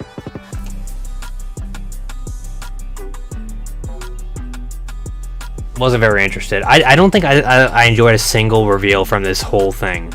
I thought the entire thing was terrible. So they're gonna do the indie dev reveal. Dude, I just want Persona 3 Remake. That's all I want. Maybe they'll announce it next week. Maybe.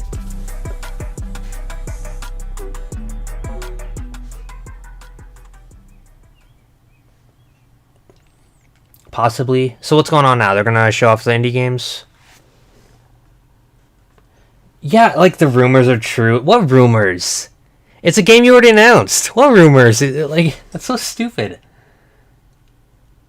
Yeah, I thought something, yeah, I do think everything's... I thought overall it wasn't that good. That's what I think, personally. I thought it could have been better.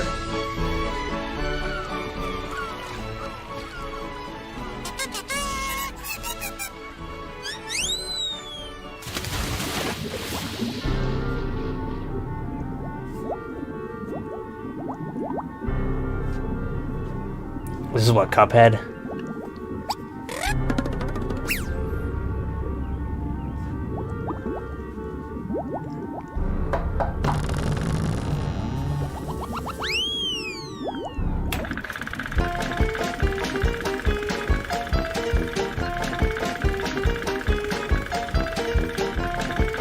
Physical edition. Is this their,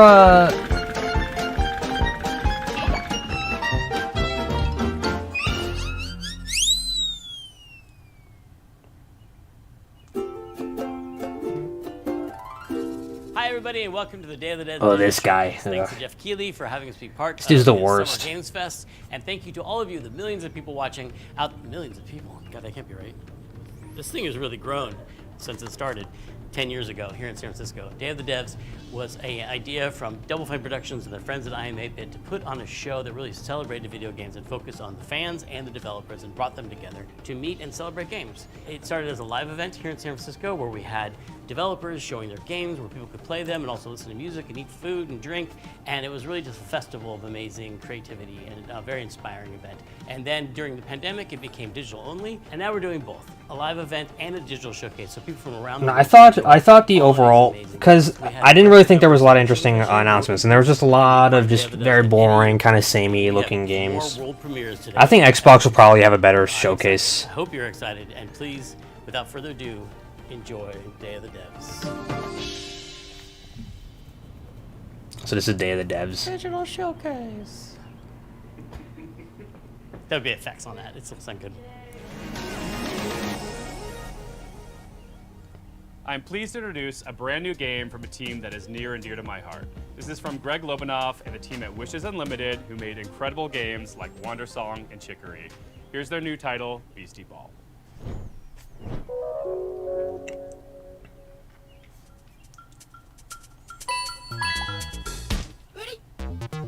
Hi, I'm Greg Lobanov, and I am bouncing off the walls excited to finally tell you what my friends and I have been working on together ever since Chicory came out a couple years ago. Introducing Beastie Ball. Oh my god. Alright.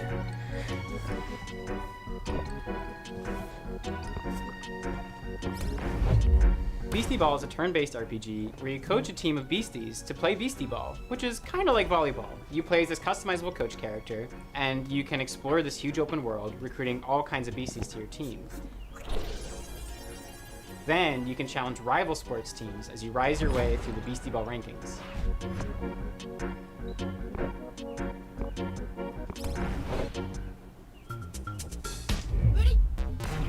Beasties are highly social creatures that evolved to play sports.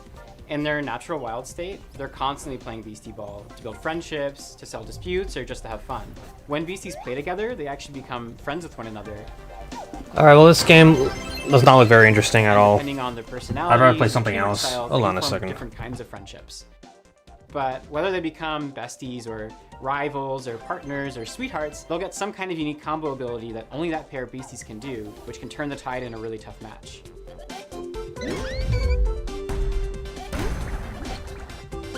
So with this game, we really wanted to emphasize the beasties' agency as living creatures. They're doing their own thing, making their own decisions. They'll only join your team after being convinced by you fulfilling a certain set of conditions while you're playing against them. The goal isn't to collect as many beasties as you can, but to spend time with the ones that you care about and be surprised by the ways that they grow and change, and the bonds that they form with each other.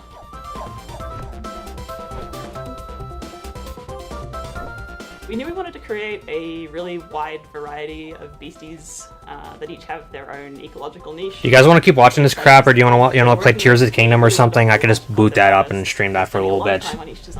Because I was planning on playing that anyway. And their poses and animations are all hand-drawn, which gives us lots of opportunity to express Here, I'll just their turn it personalities on. and their 'Cause different why the ways heck of moving. not? To help give each BC that personality, we've been doing unique voices for them. Each one can express a range of emotions, and we've had a lot of fun performing that. But it's not all just friendships and rainbows. This game is about sports. You come from a tiny town built around a nature preserve. You're kind of underdogs until one day when the Beastie Ball League shows up and starts tearing down the preserve to build a stadium. Your only way to stop the construction is to rise all the way to the top of the Beastie Ball League. Right from the start of your adventure, you'll be able to see all the ranked teams on your map. You decide where to go, who to challenge, and in what order. And every time you defeat a ranked coach, the other ranked coaches become stronger. So no matter which way you go, you'll have a tough and exciting rise to the top. Yeah, let's play Tears of the Kingdom. This game looks like shit, okay? I don't want to watch this crap anymore. And if Beastie Ball looks cool to you too, then please check us out at beastieballgame.com. We're going to be revealing a crowdfunding campaign very, very soon, and we'd love to have your support. Thanks very much. We can't wait to talk to you more about Beastie Ball. Alright, nobody gives a shit about Beastie Ball, okay? Garbage ass looking game. In Hyper Light Breaker, Heart Machine's follow-up title in the Hyper Light universe, you'll assume the role of a mercenary with some serious skills. You'll be entering the Overgrowth, an amazing open world with everything from lush rolling hills to deep labyrinths. They'll be comprised of both handcrafted and procedural elements, just how I like my levels. Like its predecessor, it'll be chock full of secrets and lore, sure to satisfy even the most curious explorer.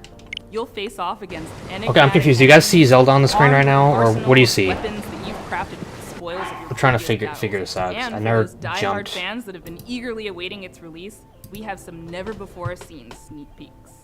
This is Hyper Light Breaker. Hello, I'm Alex, creative director at Heart Machine, and we're making Hyper Light Breaker.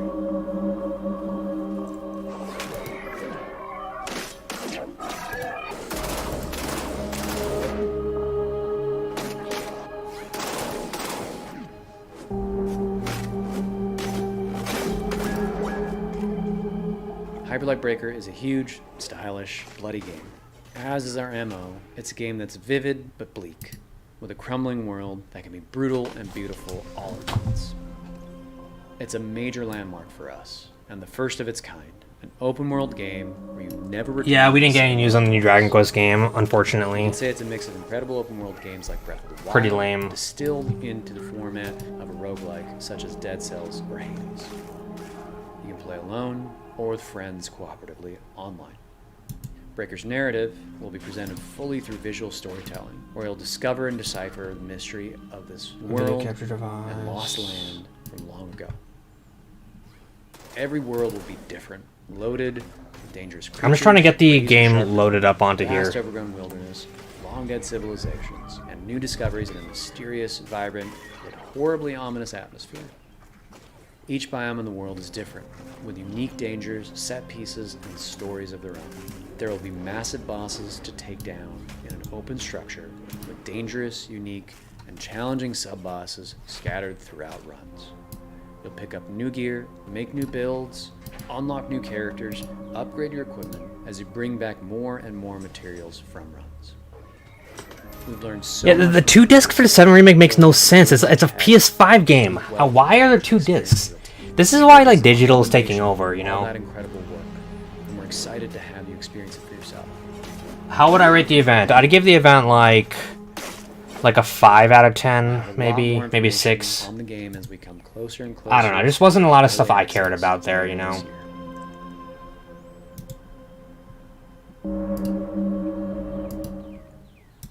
And now, in true Day of the Devs fashion, we're traveling halfway around the globe to Transylvania to bring you a game that is not what you expect. From developers Stone Skip and publisher IM8bit Presents, I'm thrilled to bring you a world premiere title. I'm just trying to get that the is not thing only working right relaxing now. I'm trying to get and the enjoyable, it's capture chill card and working. vibey.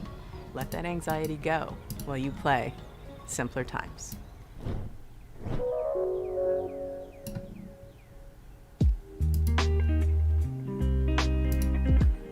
Alright, so I got it here. Properties, deactivate.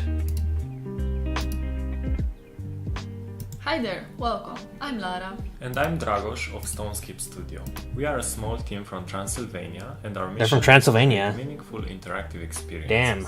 Our first game, Simpler Times, sheds light to the beauty of the ordinary. There we go. And serves as a place There from we the past go. where you can be present. There's best Simpler game Times follows Tyna on a of all heartwarming time. journey through her Alright. memories as she prepares to leave her childhood home. Alright, so I'm gonna turn that shit off. Turn this crap off. Alright, media source. Okay, you guys see Tears of the Kingdom on the screen then? We'll just play a little bit of this. Because I need a detox from how crap that conference was.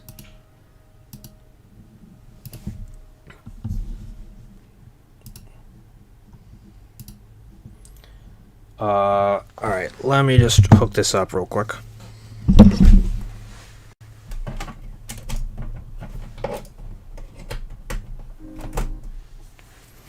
There we go.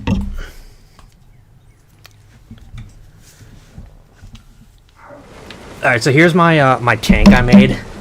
It's pretty cool. Wait, hold on a sec. Alright, I got the laser going on here.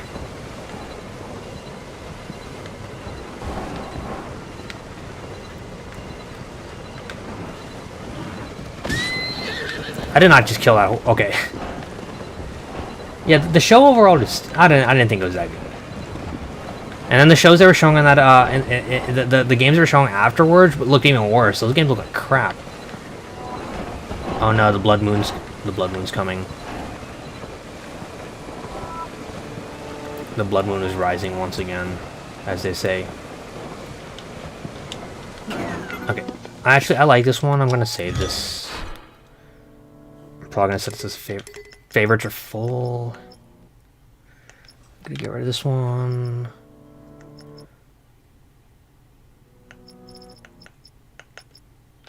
I'll set that one as a favorite.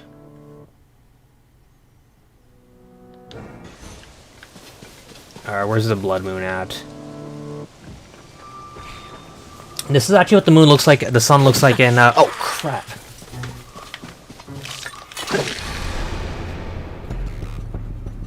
When the glow of the blood-stained moon shines I don't care. on the land.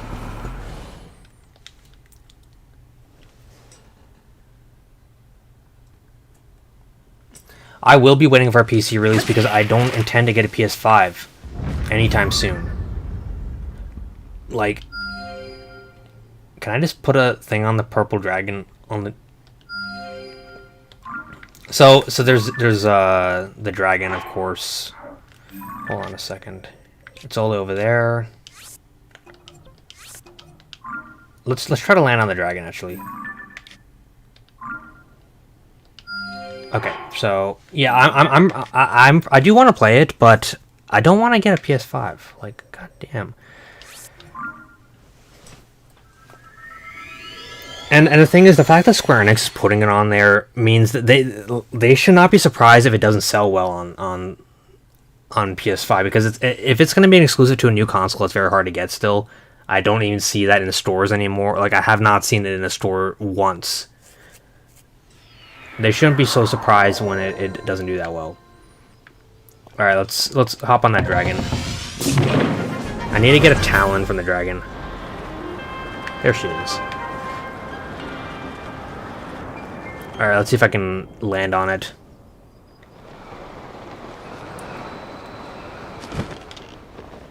Come on, come on.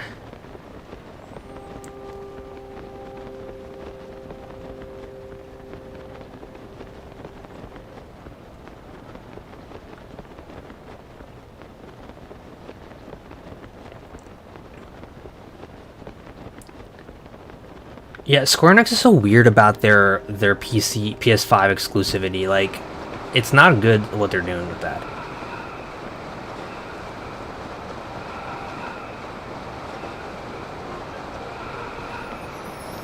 Oh, come on. That star just fell.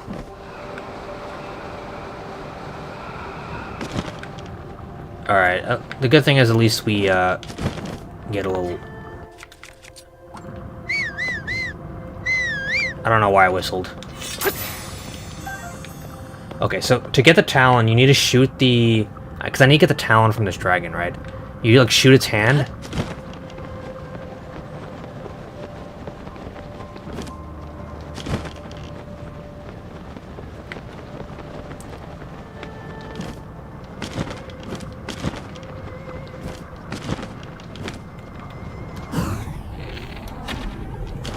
Okay, that did not work at all.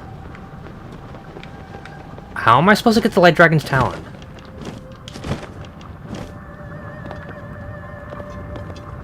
I'll just get these rocks, I guess.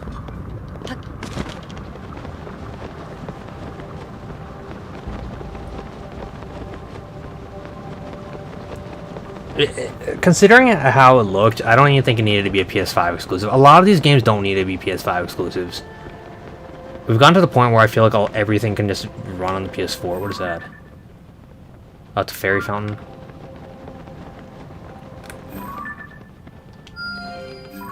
Hold on a second. Oh, I already know where that is.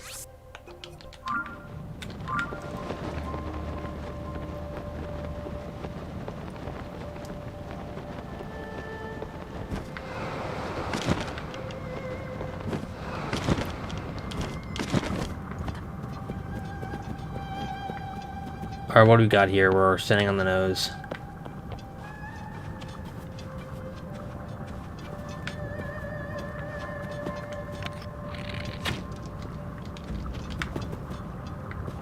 Nothing there. Let's see how far the dragon will bring us.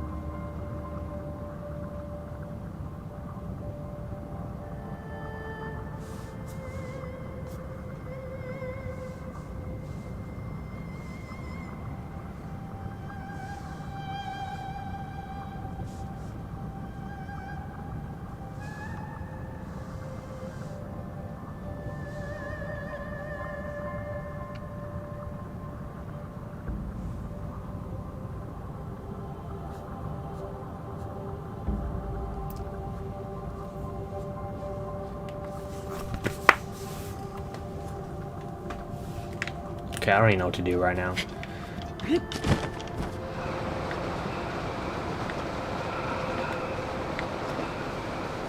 Oh yeah, I should go upgrade my batteries.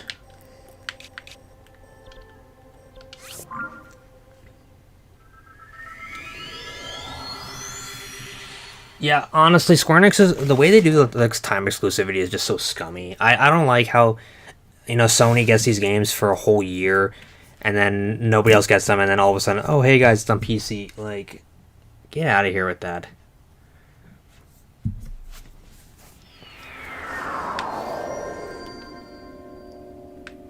Oh right, I should make a another scythe.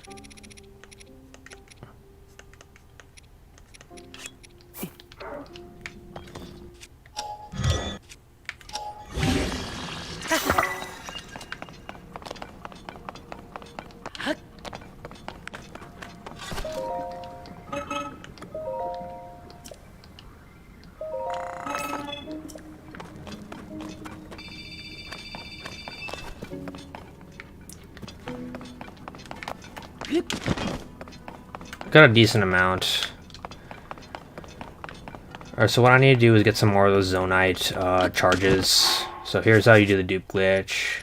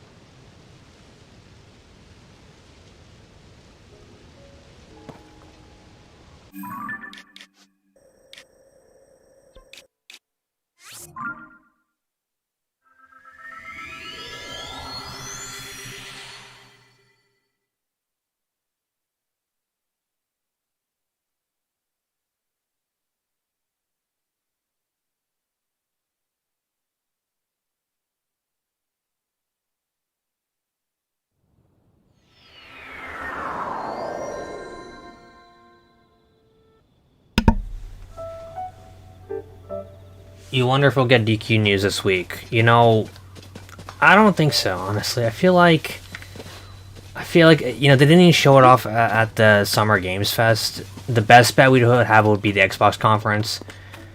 But I feel like they're going to try to do Persona 3 to be the big thing for the Xbox conference. So we'll have to see. What's flying up there? What are these shadows for? I don't see any birds. Oh, there they are. I've never seen birds like that. What kind of birds are these? Hold on a second. Mountain crow. Okay, cool. Now we will kill them.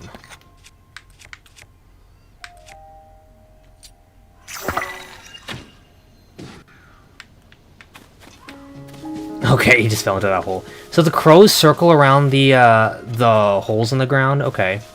That's interesting. Oh yeah, why did I come here? I came here to build stuff. Alright, let's pull out some good old... 1, 2, 3... 1, 2, 3, 4... And... 1, 2, 3. Okay, and... 1, 2, 3, 4, 5, 6, 7, 8, 9, 10... And I'll take out a couple more. Take 1, 2, 3. This is how awesome auto build is. So this is like my ultimate vehicle I designed.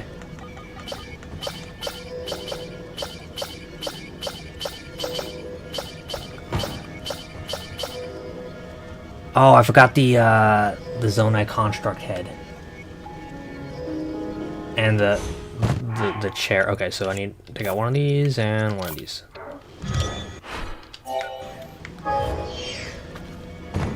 What am I missing this time? I wish you could just pull from your thing, you know? Oh, I'm missing another another sled. Didn't I take out a bunch? Alright, let's take out the sled. Let's actually take out 2.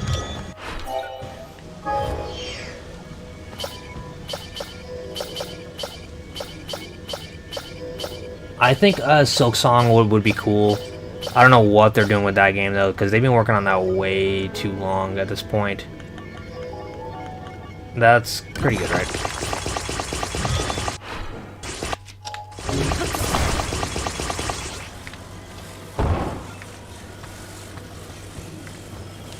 Can't attach anymore? Okay, that's fine. We'll just roll with this. I pulled the steering stick out. Hold on a second, I'm gonna get rid of this. I did pull out a steering stick. Okay.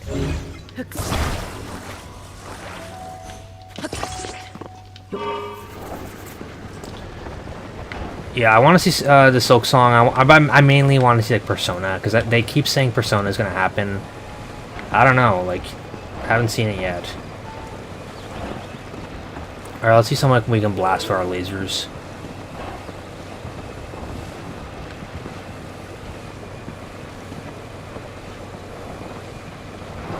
There's gotta be some enemies around here. Enemies ready to be destroyed.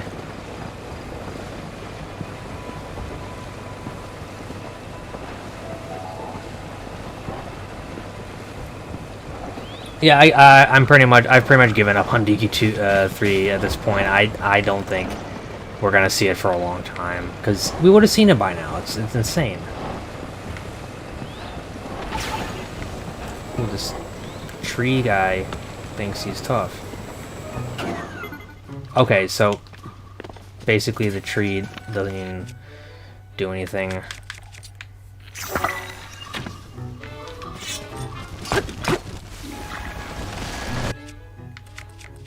What do we got here? I need like a sword. Alright, let's just use the good old faithful. Oh my... Are you kidding me? I made it into a blunt weapon because I...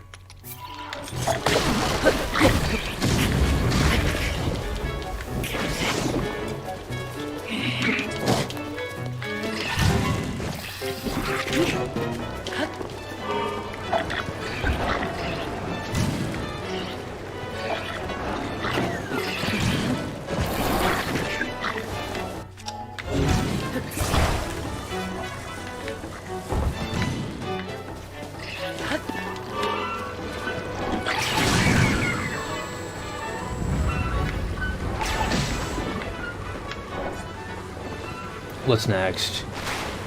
Who wants some?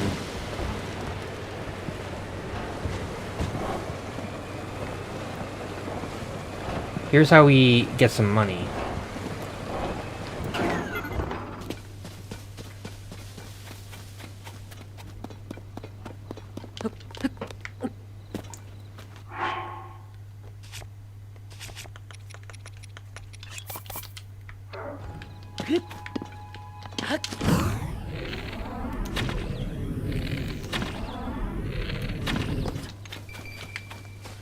Alright, let's see what we got here.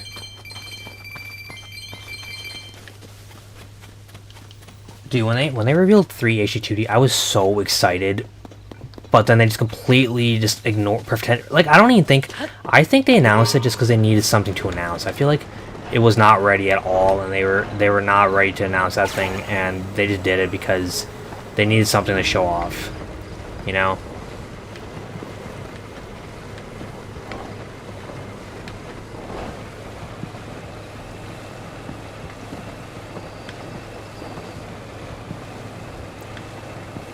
So many dragons in the sky.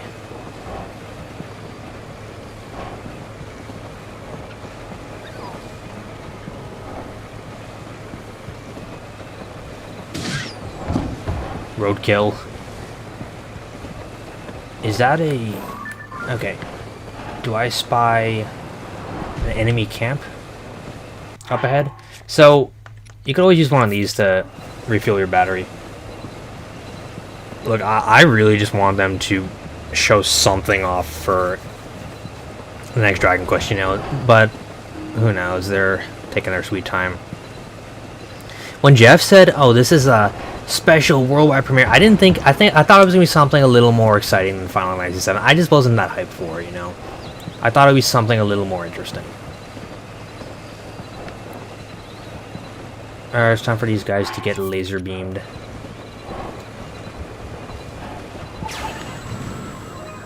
Oh, is that a stone talus? See, the problem with this thing is that it doesn't understand that laser beams don't work on this thing. Alright, let's fight it.